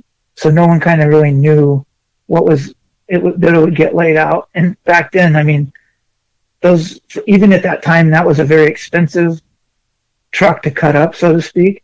And that's it, kind of like the first time that people saw. I mean, no one had seen any SUVs with 20s on it, let alone being laid out, you know. And but Doug did a great job on that paint job, and he did it quickly. I couldn't believe, but he always was very efficient when it came to our build. So. Oh yeah. Now I think back to April '99 Mini Truck and '97 S10 Blazer was Michael Candelillians. Yeah, great guy. Yep. Yeah, that thing was sick. Wes Allison's 15th cover for Mini Truckin' at that time. And dude, that thing was rad too, and it had that overall Starbuck theme paint. Yeah, it's the same. It almost. I maybe got stuck on that colorway for a little too much, but honestly, the owner told me, he says, I want the same colors as the Expedition. Boom. And I want similar style. So I just sketched out something. And again, I'm not no great artist for nothing, but it was just enough to give Doug the idea of the colorway and where I want it. I look back now and I kind of realize they kind of looked alike, but oh well, what do you do? Oh yeah. Only got and those Blazers, you know, a lot of times they were hung up on some of the cross members and the big chassis they had, the frames underneath them. But seeing that one, it was like, man, you guys like laid that thing flat, and that was always something that stuck out of my mind, especially with the smooth front bumper and then the Phantom grille. It just was perfect, man. That was that channeling job, or now that's what we call it now. It was body drop, but I mean, if you look at the floor, I mean, the frames on those things, I think, were 6 inches, so the floor was way up. I mean, obviously seat directly on the floor type of thing, but Sean was able to, you know, obviously tackle it. And I'll never forget when he was cutting out the firewall to do it. I mean, there was, close to 6 inches of firewall were taken out of that thing to get that thing that low. But oh yeah. And shout out, I did want to stop for a moment. You mentioned Jeremy Kaufman. We had him on the podcast in the past. I mean, hardcore mini trucker, just a overall good guy. So it was cool that you reminded me that he worked there. Of course, he had told me that, but you know, a blast from the past, so to speak. Yeah, I miss that dude, man. He was always had a smile, and always was happy to be working and and being hanging out. So. Now, same era, again, I'm just kind of going through my head, the purple Mazda, I believe you had chimed in at one point and said that was one of Sean Mahaney's clients. That Mazda, it had to have been awesome building it, knowing that, one, it's going to be a truly amazing build, but also it was going straight to Japan, right? Yeah, that was built exclusively for a Japanese customer that wanted to build it, take it to Truck Jam, and he wanted a shot at winning Best of Show. And we had that, went to one shop to do some of the body work, and they weren't doing it well, hence the bumper sticker cover. But ended up at Doug's. Doug was able to finish up. I mean, there was some crazy mods. I mean, the extra cab with a suicide door on one side and an extra cab door on one other tilt. I mean, the only thing I disagreed with that owner on that whole build, he wanted a factory stock chrome bumper. And if you look at this whole truck, there's nothing untouched. And he wanted the factory chrome bumper, but that was his want. And I said, okay, that's what you got, man. So we took it, and he picked it up from the Truck Jam, and he took the display and everything. And as far as I know, that's still in Japan, and I guess he's some type of collector. I'm not too sure, but Yeah, it was ironic. He got his wish. Yeah, I had posted it back in September, and he chimed in and he said, "Yeah, I still got it." I don't know how to say his name because it's on Instagram in Japan, but it's like Le Cabriolet. You guys can check it out. But yeah, that indoor photo shoot on the jack stands really just was crazy, and that was Severed Mikado, one of my Severed Ties brothers. He had shot it, if I remember correctly, when it went over to Japan. He shot it for the magazine that was starting up, which was going to be Custom Trucks Mag. Well, it was Truck Trends technically at that time, and it was on Gotcha. For those that don't know, it was on the first cover of Truck Trends. Gotcha. Which was insane. And I found that out later because those magazines at that time, they're still not easy to get here. But back in that era, it was like we didn't even know about it, Right. Which is crazy. Now, our friend, I want to give a shout out to Jason Redden. He's hardcore mini trucker from Florida. He visited back in 2000 at MIC, and he took photos, and he shared those in the past.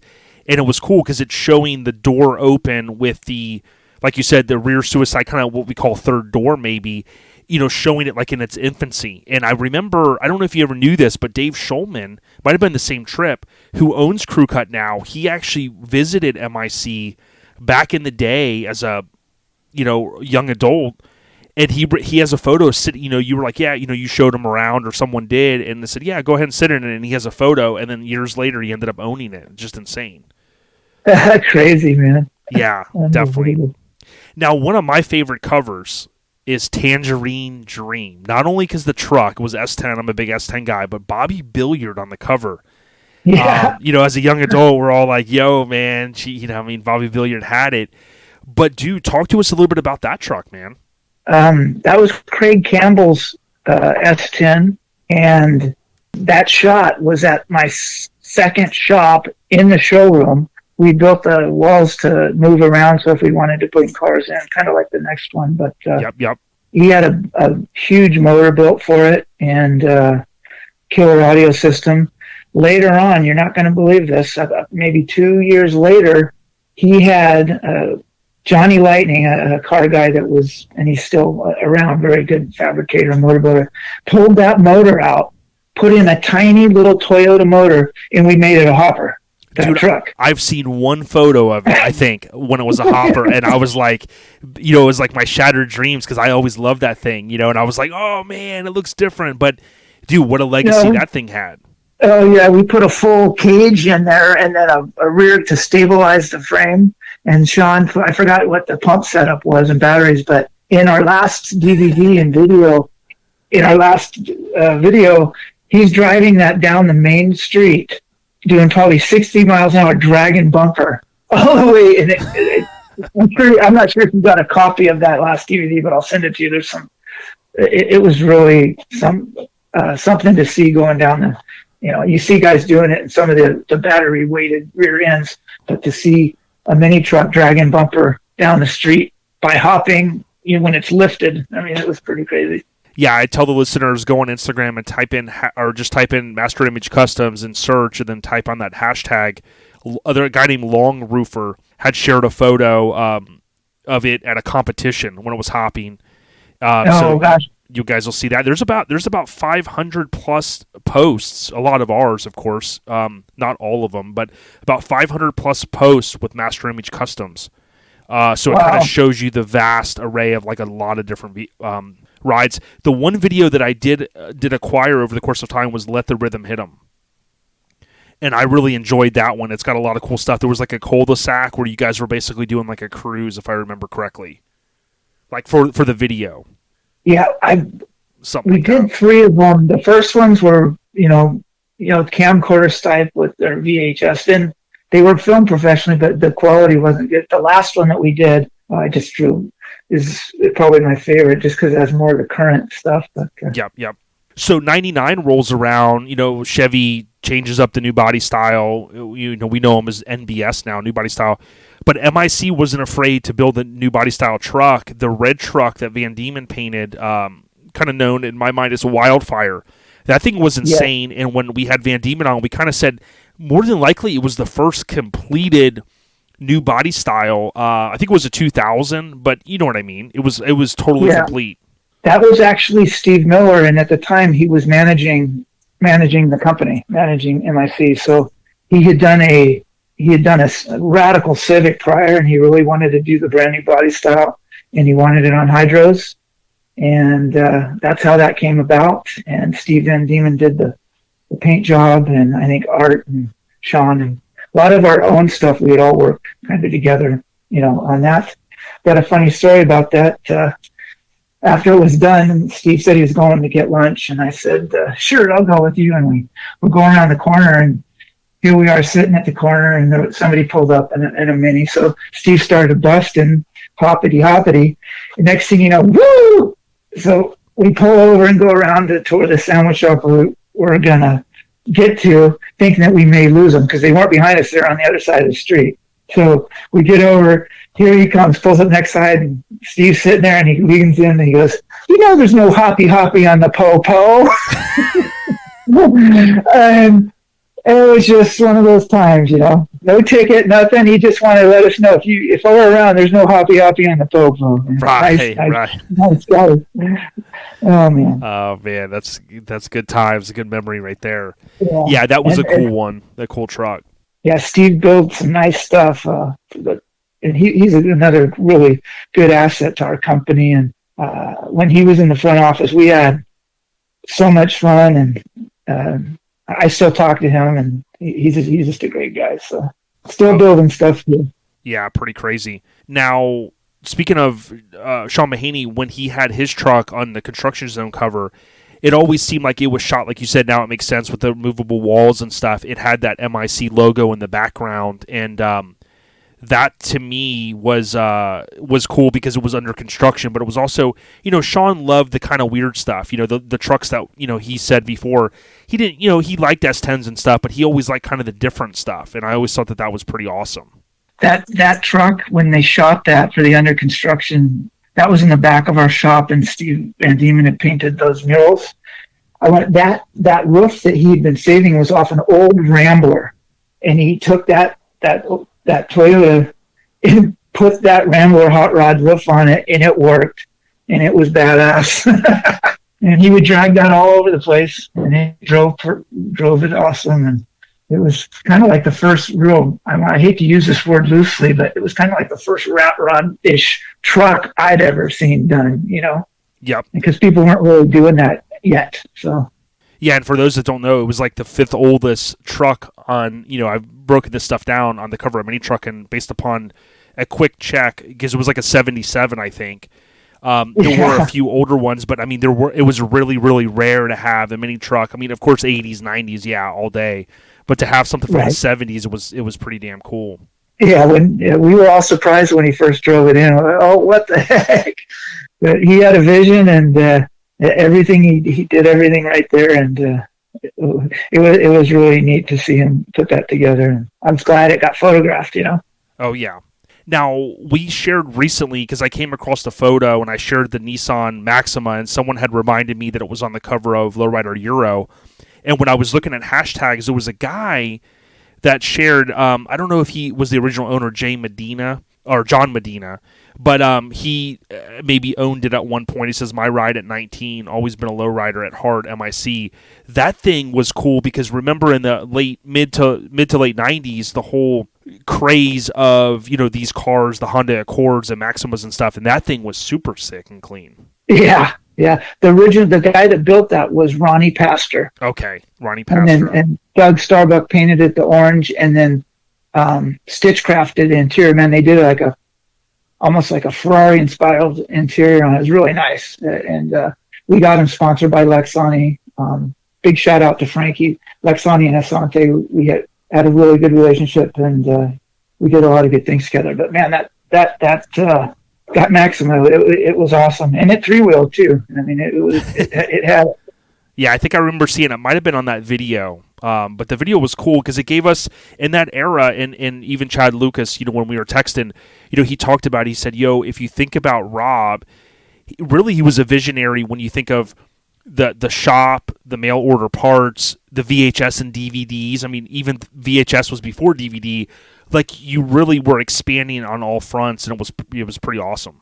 Oh, thanks, man. I appreciate it, buddy. Now, something that not everyone may recall, and I've been kind of holding off on posting about the Impala.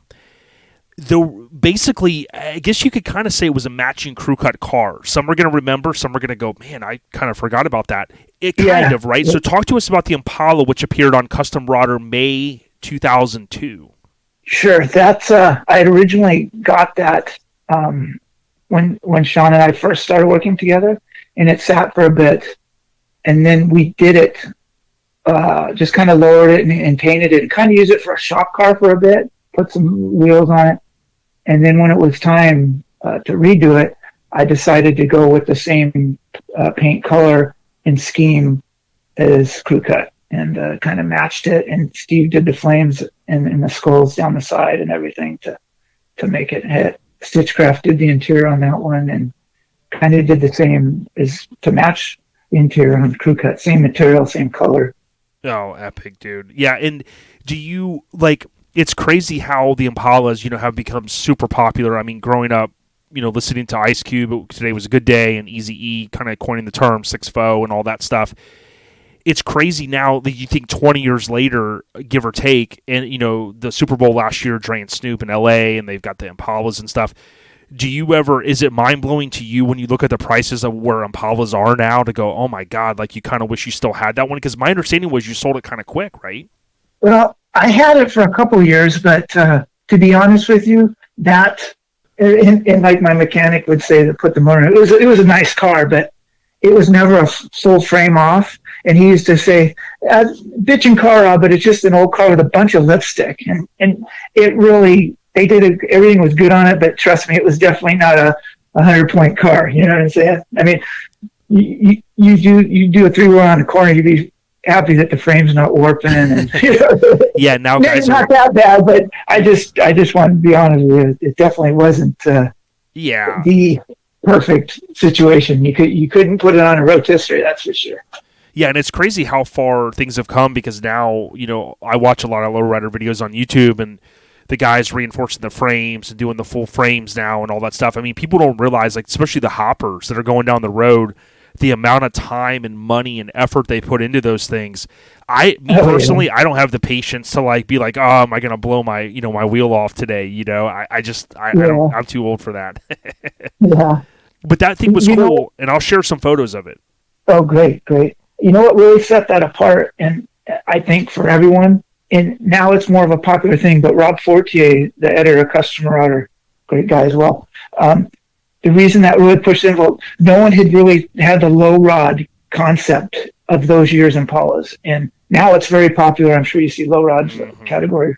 So that was really the first, and I always said it was the white boy Impala, but it was the first really big wheeled, 4-corner hydroed, custom rod painted Impala that I'd ever seen. And Rob thought the same thing. As soon as he saw it, he was like, oh, that's it right there, and that really, from then on, I think it changed the way a lot of people looked at the early 60s cars, and also some of the later 50s as well. Yeah, and I've said this before, and this is all due respect to like all the different genres, but I think you'll appreciate the fact that mini truckers really, in my opinion, help push that whole thing with the bigger wheels and bags and things. And granted, some was hydros, but you think about Sean Mahaney and even what you guys are doing, and we're all kind of an extension of mini trucking, right? Airbagging and all that.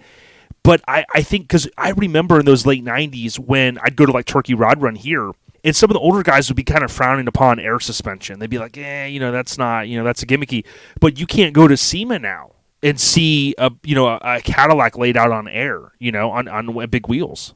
Right. It's kind of funny how they were kind of like, oh, that's dumb, and then 10 years later they're like, oh, I've got it on my shit now, But I do think like Airlift and some of those companies, as when they started coming out with their I can't think of it right now, the bolt-on deals, and being able to do the adjustable suspension easy for them.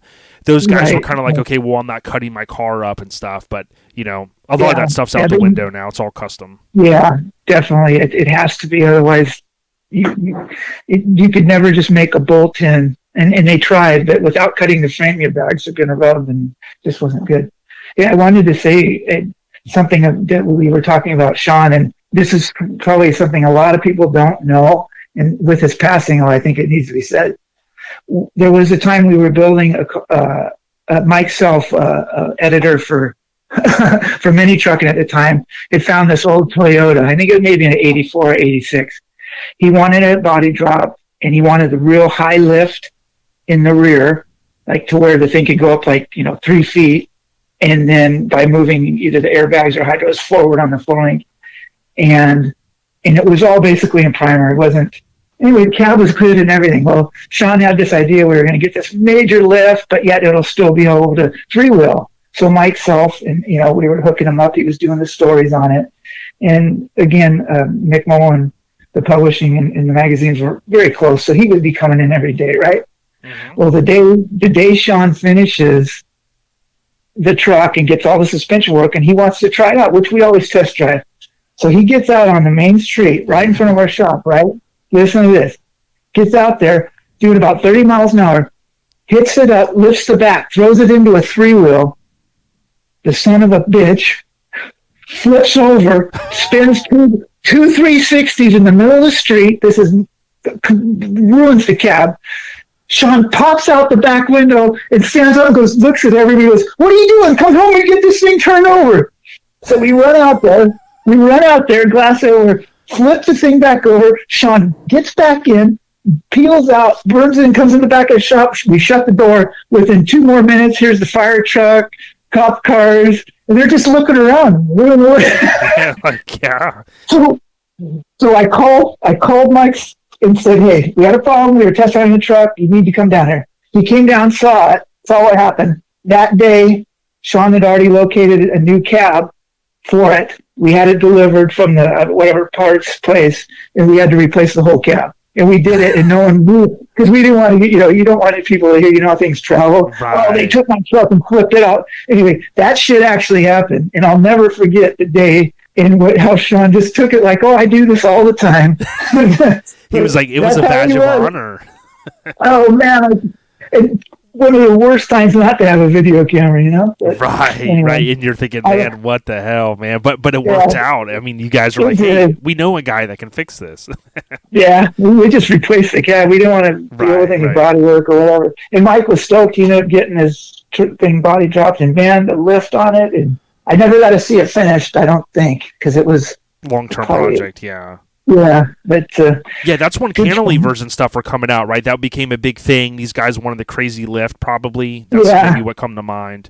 Yeah, and he was able to he was moving the bag all the way to the front of these four-links that we were making, and just getting, I think you get it from the ground up to almost like 4 foot to the top of the bed. Yeah. It's just stink bug ridiculous, Yep. Yeah. Anyway, I wanted everybody to hear that, to know what kind of Cooper is. Epic times, man. Now, we talked about some of the epic. I mean, we got a few more things to hit on, no doubt, but we talked about some of the epic rides that come out of there, right? And obviously, I can't cover them all, but is there any one maybe favorite vehicle that you think back to go, "Man, you know what? That one was cool," or was it maybe one that we already hit on? Some of the stuff that I sent to Japan, and that was something I didn't mention about West Side. The Suburban Duo, I think, was one of my all-time favorites, and then probably Crew Cut as far as my own. Yep. And you were technically, just to set the record straight, I mean, you were the owner of West Side, Crew Cut, and that was your truck. Yeah, those were my personal builds, yeah. Yep. Yeah, and I want to hit upon something here, and it kind of ties into what I was going to ask you next, but like many people look back at Cal Truck Jam and the spring Cal Truck Jam, rest in peace Al Martinez, and say, man, those were truly epic times. MIC, from everything we saw in the magazines, always went hard at these shows with the booth setup and stuff. What do you remember most about maybe a good memory from any of the spring or regular truck jams? Gosh, Al threw it was a party, and he surrounded himself with good people. And back then at the Orange County Fairgrounds or the Irvine Meadows, which was, I forgot what they called the Safari Park or whatever. It was great venues. I mean, just a really good place. And obviously Southern California, the weather was always very good, cooperative. Yep. But they were central. I mean, you could have 500 trucks show up and no one's coming for more than a couple hundred miles, maybe 20 miles for that matter. Al was always good to us, and as we grew, he actually did some paint work for us too. I think Starstruck, the Tahoe I built, he actually did that and had Van Diemen come in and just do the graphics. But those are good times, and that, like guys, I'll say it 100 times over. That was back when shit was cool, and you could go and have a good time without offending somebody or whatever. You know what I mean? It's just crazy. Yeah, and one of our buddies, it might have been Lambie from Cal Concepts. It might have been part of his collection, but he had posted a flyer. Actually, I've just found it. So it was Crew Cut was on this epic flyer from May 20th, 2001. So the spring 2001 at Hidden Valley Park. And it was cool because, like, you're in it. You got 3 ladies. You got a dude with a hat, which was probably Al, maybe? I just thought about that. Was that Al Martinez? Al was in the driver's seat. Yeah. And then my other friend and fabricator, Brett Wells, is in there in the rear. And then the 3 girls. And yeah. They shot that in front of our shop, and we didn't realize, like, what it was. He said it was going to be the poster for the next truck jam. We thought it was going to be for the following, not the one that was coming up. Right. And those were actually, I think, 24 by whatever poster, and those went in, like, back when people actually put posters up in 7-Eleven and shit, you know what I mean? Yeah, right. And so he plastered all those all over the stores and stuff back where you could actually put up posters, and that's what that's from there. Yeah, and it said, "See ya at California Truck Jam," and it was kind of just perfectly placed in the corner, and then of course Street Trucks, and he always had Budweiser. I always remember that in the ads, like he had the right partners to put on a fucking killer event. Right, definitely. Well, you've got to, when you're running out of huge fairgrounds and stuff, you got to have a beer sponsor because we're guys. I forgot what it was. We need cold beverages. Absolutely. Well, that, and they pay so much of the, to help you cover the cost of renting the fairgrounds for a day, and then you get a percentage of the sales. So, and it would look right. Al Martinez, he's Mexican. He couldn't have Coors Light, right? He's got to have Budweiser. Right. Exactly. That's funny. Now, Crew Cut, like I said, we pieced together so much history on the story truck. We understand why it was given away, but maybe the listeners don't know. Oh, as you know, we had Heather and Joey on about a year and a half ago when it was almost 20 years to the day that it was given away. But talk to us a little bit about the idea that you had to partner up with Street Trucks at the time to give it away, and it was at, obviously, Cal Truck Jam. So you mind talking to us about that? First, I heard the Joey and Heather. That was an awesome podcast. Thank you for doing it. Thanks, man. Okay, so check this out. A lot of my stuff I had sold overseas to Japan or what have you. I was thinking about selling it, and then I was talking to Steve Stillwell on Street Trucks. It's like, I have this idea. Now think about this as a marketing deal. A full page ad in one of those books back then was probably $5,000 a month. I'm not sure exactly what, but maybe $7,000 if it's to recover.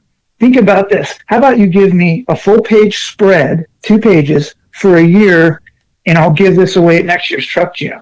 Now think about that marketing wise, not only for Street Trucks, because every one of those spreads had to fill this out and you have a chance to win, and you could subscribe to the book.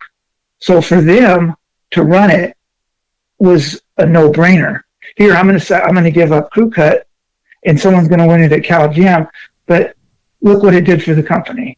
I mean, yep. And then not to mention a year's exposure for my company, and we're also running a full-page ad on the rear of the book. Yep. So, which was, like you said, not cheap. Right. So no matter what I would have gotten, if I would have got just an insane lottery style money for Crew Cut and it goes to Japan or whatever, it couldn't have even touched what we did with the giveaway and what Steve and Street Trucks did and how it was presented, Yeah. So that was the whole thing. And I was just fortunate that it ended up in somebody's hands that it did, because I mean, the five people that ended up in the final draw were, I think 3 of them weren't even people that even were in the sport or the industry. So yeah, when Heather and Joey won it, we were excited to see it on the East Coast, and then they brought it to Showfest that next year, And Yeah, but the thing that people didn't think about, like I was like, man, if I had this, I envisioned myself cruising it down the street here and stuff. But I remember talking to Joey shortly after they had gotten it, maybe the next year, and he was like, "Yo, man, this thing is big, man." He goes, like, we're trying to store it, and like you think about, like most people, as just don't have like a whole like big garage to store it in. You have to have a shop almost. Yeah, well, that model, you would need 23 feet to fit. That was probably, it's the longest, well, the long bed, everybody knows. I mean, Yep. It don't fit in a normal garage, so it definitely needed Extendo 9000 right there. But again, we shouldn't have asked for somebody better to take it and take care of it, and it worked out really good. Yeah, and it was cool that, with Al, like I said, I always wanted to have him on, and unfortunately we never got the opportunity, but, to his family and his friends and people that like that knew him, it was really cool because that was like in your backyard, and you go, yo, we got the Street Trucks Connect, you built and leveraged off of that, and then of course you leveraged off of, hey, in our backyard, and it was a win-win for a lot of people. Yeah, it was a great campaign, and marketing wise, and for Al too. I mean, a lot of people came to not only see all the beautiful trucks and stuff, but that was a big deal to give away something of that caliber. So. Oh yeah. Now, I do want to just go back for a moment and hit on like MIC with the vast line of merchandise. So we're talking about the back ad, right? And I remember talking to Billet Specialties years and years ago, trying to like see if they would do deals, and they had a very good response to your normal Joe Schmoes. They go, look, we don't do deals because we spend a lot of money in advertising. And you think about like obviously the tie-in to the magazine, the back covers and stuff, but like we can't reinforce it enough. It was valves, VHS, DVDs. I remember the custom toilet seats. It was a vast array of products. Yeah.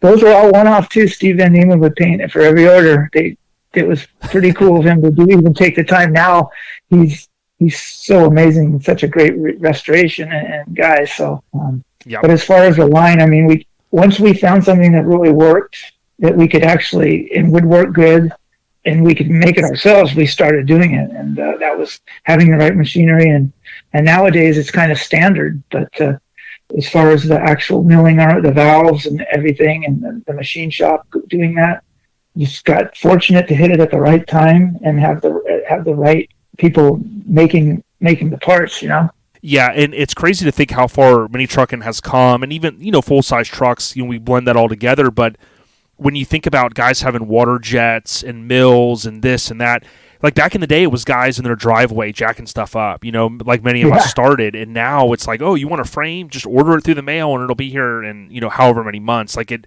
is mind blowing to me that how far it's come. Yeah, the technology and the machinery is pretty heavy. Yeah. All our custom made valves are all CNC'd, and all the engraving, everything. That was right. Talk about how precise everything can be when you're dealing with air and the rebuild kits and everything like that. So. Oh yeah.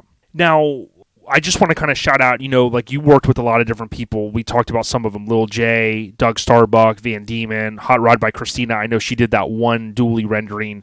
There's a lot of others, but it had to have been a good feeling, like knowing that you guys were really hitting on all cylinders, building cool shit. But you also had key partners, including, like we said, we've named some of the employees, right? I know you had a lot of respect for them, but some of your partners, like you could really rely upon these guys to really kind of button up jobs and finish things out the way you guys wanted to. Yeah, we were blessed in that area as well, for sure, man. Now, I can't interview you without asking about Sean Mahaney.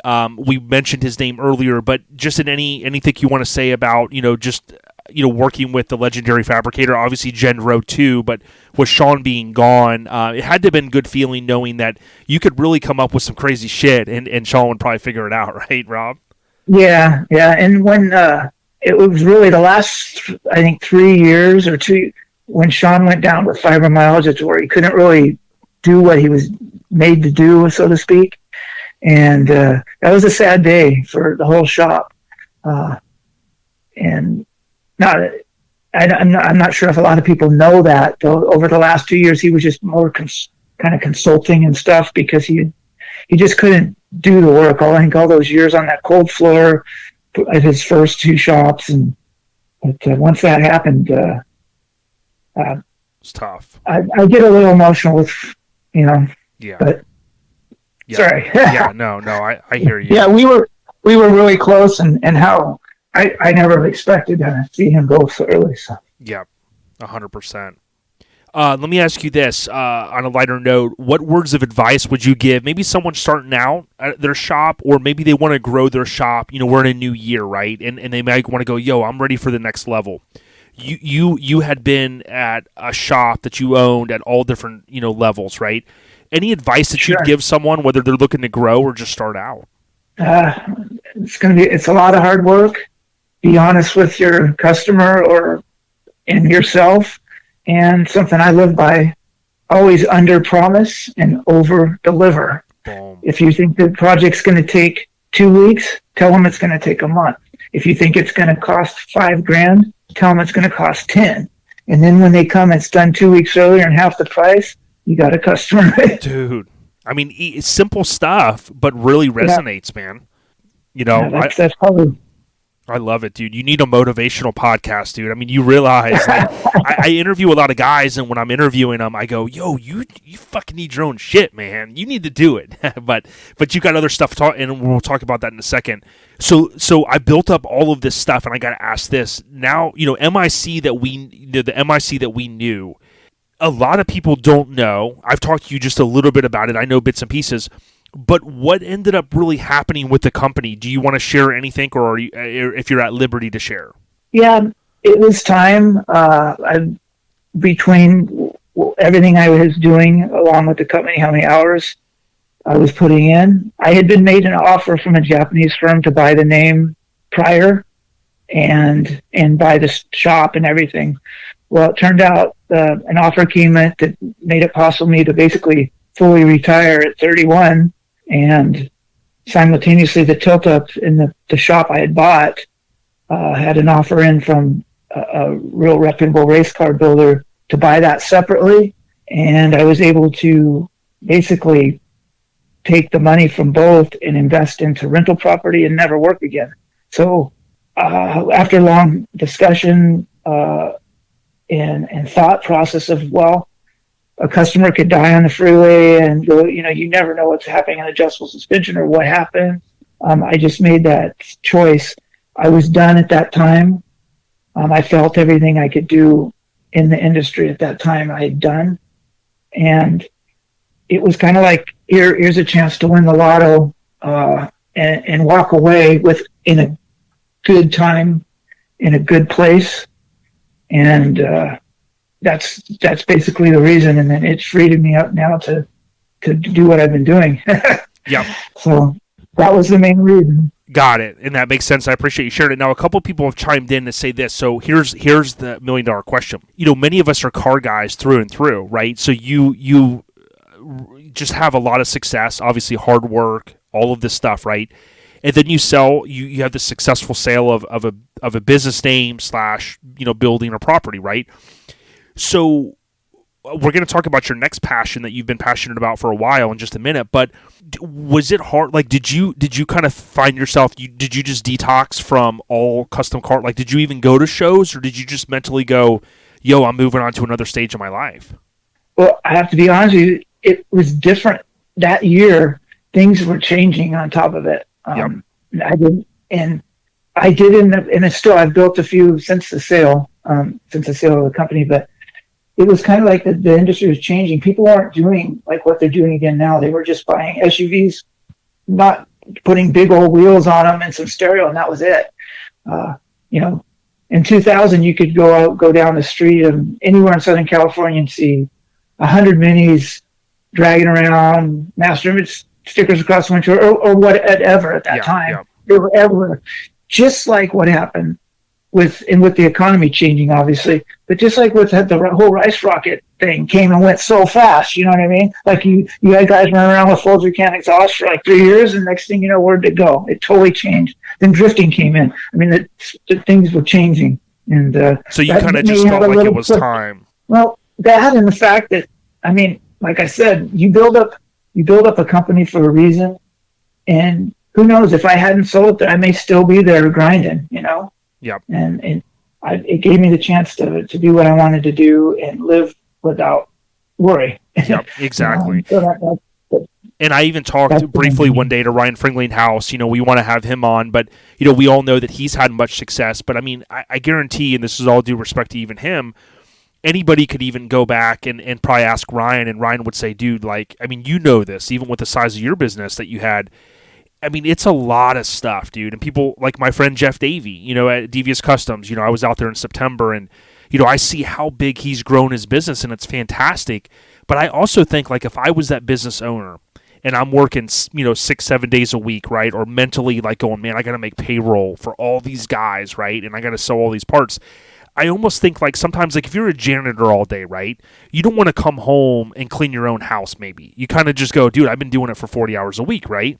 So I sometimes wonder, like people like yourself that sell a business, if just mentally you're like, yo, I've been doing this. I've been grinding 6-7 days a week for years. I'm just ready to move on and do something different until maybe in the future you decide, hey, I want to start building shit again. So that's my take. Yeah. But Right. at least my mental take. But I do want to just reinforce this, and I know some guys are going to go. But when you think about the amazing legacy that you guys left behind, MIC, late 90, mid to late 90s into the early 2000s. I mean, March 98, the shop tour and mini trucking, Tangerine Dream, the Blazer, all these trucks we talked about. Oh, by the way, let's not forget. July 2000, the only Ford Explorer on the cover of Mini Truckin' out of 269 issues. Remember the red one? I think you guys did that one. Yeah, Davey. I Yeah. remember that for sure. And then July 04 was the Yellow Ranger, and I think we didn't really talk about this a lot, the tie into skateboarding. The July 04, that guy was a skateboarder too. That was one of maybe 2 or 3 customers that you had that were skateboarders. Yeah, that was Austin Seaholm, and he actually won the Ranger at the Vans Triple Crown. That was one of their prizes. So once he got it, he was skating with me a lot at that time. And so I think it was 2000. We built a bowl at my place, the house. Anyway, they would come over, we would ride, what have you. But yeah, we built that Ranger. Doug Starbuck did the majority of the paint and everything, and Steve finished up the graphics. It was on Hydros, Stitchcraft, I believe. Yeah, Stitchcraft did the interior, and it had Lexani donated the wheels. I forgot what pattern, but that was a great truck, and I didn't realize it took till 2004 till they shot it. It seemed like it was shot earlier, but yep. That was Yeah, so he won that truck. Yeah. Very cool. Hey, man, that's awesome. You guys laid it out. I do have a few fan questions, people that have posted some good stuff that I'm going to ask in a minute as we kind of wind down a little bit. I almost don't want the interview to end, so I'm trying to go, hey, I want to make sure I get everything because we really appreciate you, Rob, taking the time. Yeah, I appreciate you. We love what you're doing, and the people I still talk to in the industry are super stoked on what you're doing. It's cool. It's awesome that you're bringing back all these great memories, and please don't quit. Keep it up, and anything we can do or I can do on my part to make it move forward. Yeah, don't hesitate to come. I so appreciate that. My nervousness is going, yeah, I gotta start talking because I don't like taking compliments. I know you probably don't either, but I am going to ask we're going to try to get some pictures. You've sent me some gold, and I think we're going to build upon that. We'll be able to share some stuff over the next week, but you hinted earlier about the music stuff, so I kind of wanted to say, like, after MIC sells, you've got this passion, but the passion didn't start after the MIC deal. It really started many, many moons ago. So, like, what would you want to share with the listeners about the whole music stuff that you're really kind of ingrained in? Always was into music, and even all through Master Image and even to now, always was good stuff in it. But I think I was a little early and immature when I was doing it, when I was really skating hard, and that's how some of the rides got their influences as well. And you grow, and your musicianship grows, and you change, and it's kind of what I've been doing. You got to have, and it seems like a lot of pro athletes have some type of passion in music, from your Tom Kearns to, it's just part of skateboarding. I mean, it's a culture, and I've been fortunate enough to surround myself with other good musicians and have some really, especially this last 7 or 8 years, I have a lot of great success doing it. And I think when you don't have to do it for a living, it gives you a lot of free time to be creative. So yeah. And I'm a big Death Row Records fan, and I watched towards the end of their legacy with the record company, which Suge was working with a guy, Darren Vegas, and I watch his videos and interviews and stuff. But when you think about, like, when you're doing music, right, and you're producing music and stuff, a lot of people don't realize it's different than the old days when I watched the Tom Petty stuff in the 80s and they had everybody in one room. You can lay down beats and different instrument stuff, right? And it's a lot of just layering that stuff together. Is that right these days? Yeah, it is. Unfortunately, it's a lot. I've worked with some really good producers. Lou Richards, which he's responsible for bands like Sublime and Dirty Hoods, and they're out of Orange County at 17th Street. He helped out on the production phase a lot. And now with our current project, Fluid Foundation, I mean, he did some wonders. And our lead vocalist is amazing. So it's a learning curve. And the stuff I released during the early Master Image time, people probably, you could make fun of it, you could do what you want. But, I was just a kid and thinking, hey, I was probably, I've changed from the styles and everything like that. But hey, everybody's got something to say. You know what I'm saying? And I've always kept it real positive. So yeah, and think about this too. You mentioned Cypress earlier, and I meant to ask you this. So I'm a big fan. I remember when Cypress Hill came out on the Juice soundtrack, right?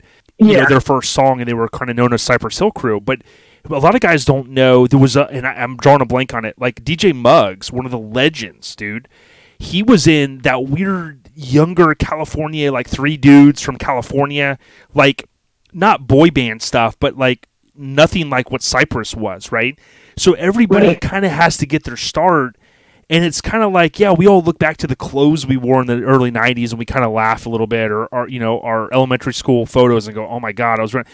But to me, like I listen to Ice-T a lot, and I see his posts, and he always talks about the positivity shit. And it's like we all look back to that era and go, yeah, but look what we've done. We followed our passion. You know what I mean? I can't listen to the first podcast I've done. I'm like, oh my God, really? That was 7 years ago, So I get it. Right. But yeah, the learning curve is fun, and nothing comes fast and nothing comes easy, and especially in the music game, that's for sure. Yeah, and not to get all into it, but like from in just like high level, like I always hear rappers talk about, man, if you can own your publishing, if you can do this, you can do that.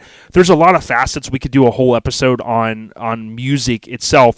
But do you kind of find that the stuff that you produce and the streams and some of the sales and the merchandise stuff, it is all worth it, right? For you guys to do what you do and to follow your dreams, right?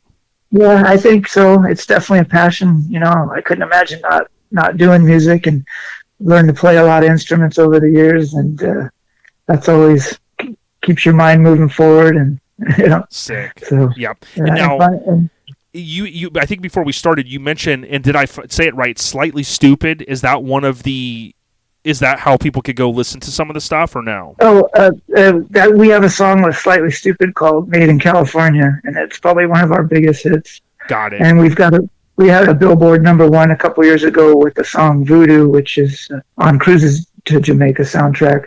But the band that I'm in currently is Fluid Foundation. It's like Fluid Foundation music, but honest, since the pandemic hit, we haven't done any touring and anything. We're just recording. Yeah.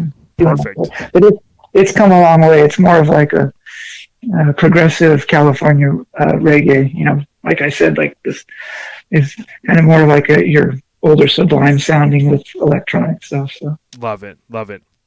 Okay, so before we wind it down, I appreciate you taking all this time. I'm going to find out if there's anything else you want to share, but here are some of the questions, and I'll Reader's Digest them, some of the questions people got.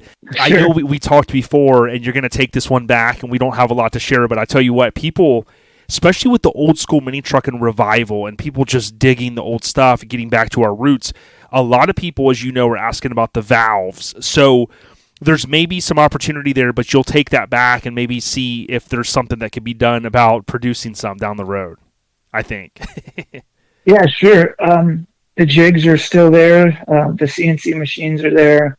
If it was something that I wouldn't want to have any business, but the gentleman that has everything is in aerospace, and he has a shop that's still about a block away from the MIC building, and he's still making stuff. If there's a demand, I'm sure he'd make them. I still know he has some, and he still has some of the rebuild kits that they make. So those things are made to last a lifetime. If you just like any air fitting, change the O-rings out, and they'll last forever. So Yeah, and some of those were, even though they were manual valves, some of them were a little quicker, right? Because a lot of guys want to run 1/4-inch line. I contemplated it, but I was like, man, if I had a 3/8, right? If I had something a little quicker, but you also, I think, had some of those options too, maybe. Yeah, we had whole high flow panels that were all 3/8 that would move just like electric valve, an electric. almost. Yep. Yeah. I think why they stopped doing that once I sold the company, the new people that took it over were just really about the electronic valves. So I don't think they marketed them and kept them on. But the face plates, everything, and all the engraving and the white face gauges and stuff, dude, I'm sure that they're still around, you know. Bro, we're fiends out here. We're looking for it. Man. There's a couple that have made their way onto eBay and stuff, and people collect them. We're putting them on our, you know, my wife's like, quit buying all this shit, man. That's sitting on a shelf. You know, I got to have it. But the next question was, I know this one, maybe you have been asked by your friends, but how does it feel knowing that like Richard Rawlings and Gas Monkey, I know like Crew Cut's a big part of who you were in those days. I have a feeling on how you'll answer it, but how did you feel about them kind of reviving it and bringing it back and refreshing it, so to speak? Well, I loved what the redo, of course. Yep. But I know the backstory that the truck wasn't sitting completely collapsed dust like that. That's story building right there. So yep. At least from what I understand, but I really like what they did with it. The motor looked sick. The paint looked just as amazing as the day that Steve finished it. I was stoked that it got, it made that show. It's funny. I didn't know anything about it. My uncle, which is a big hot rod guy, called me. He goes, "Hey, your truck's on this show." I'm like, "What are you talking about?" And so I watched it, and I thought they did a killer job.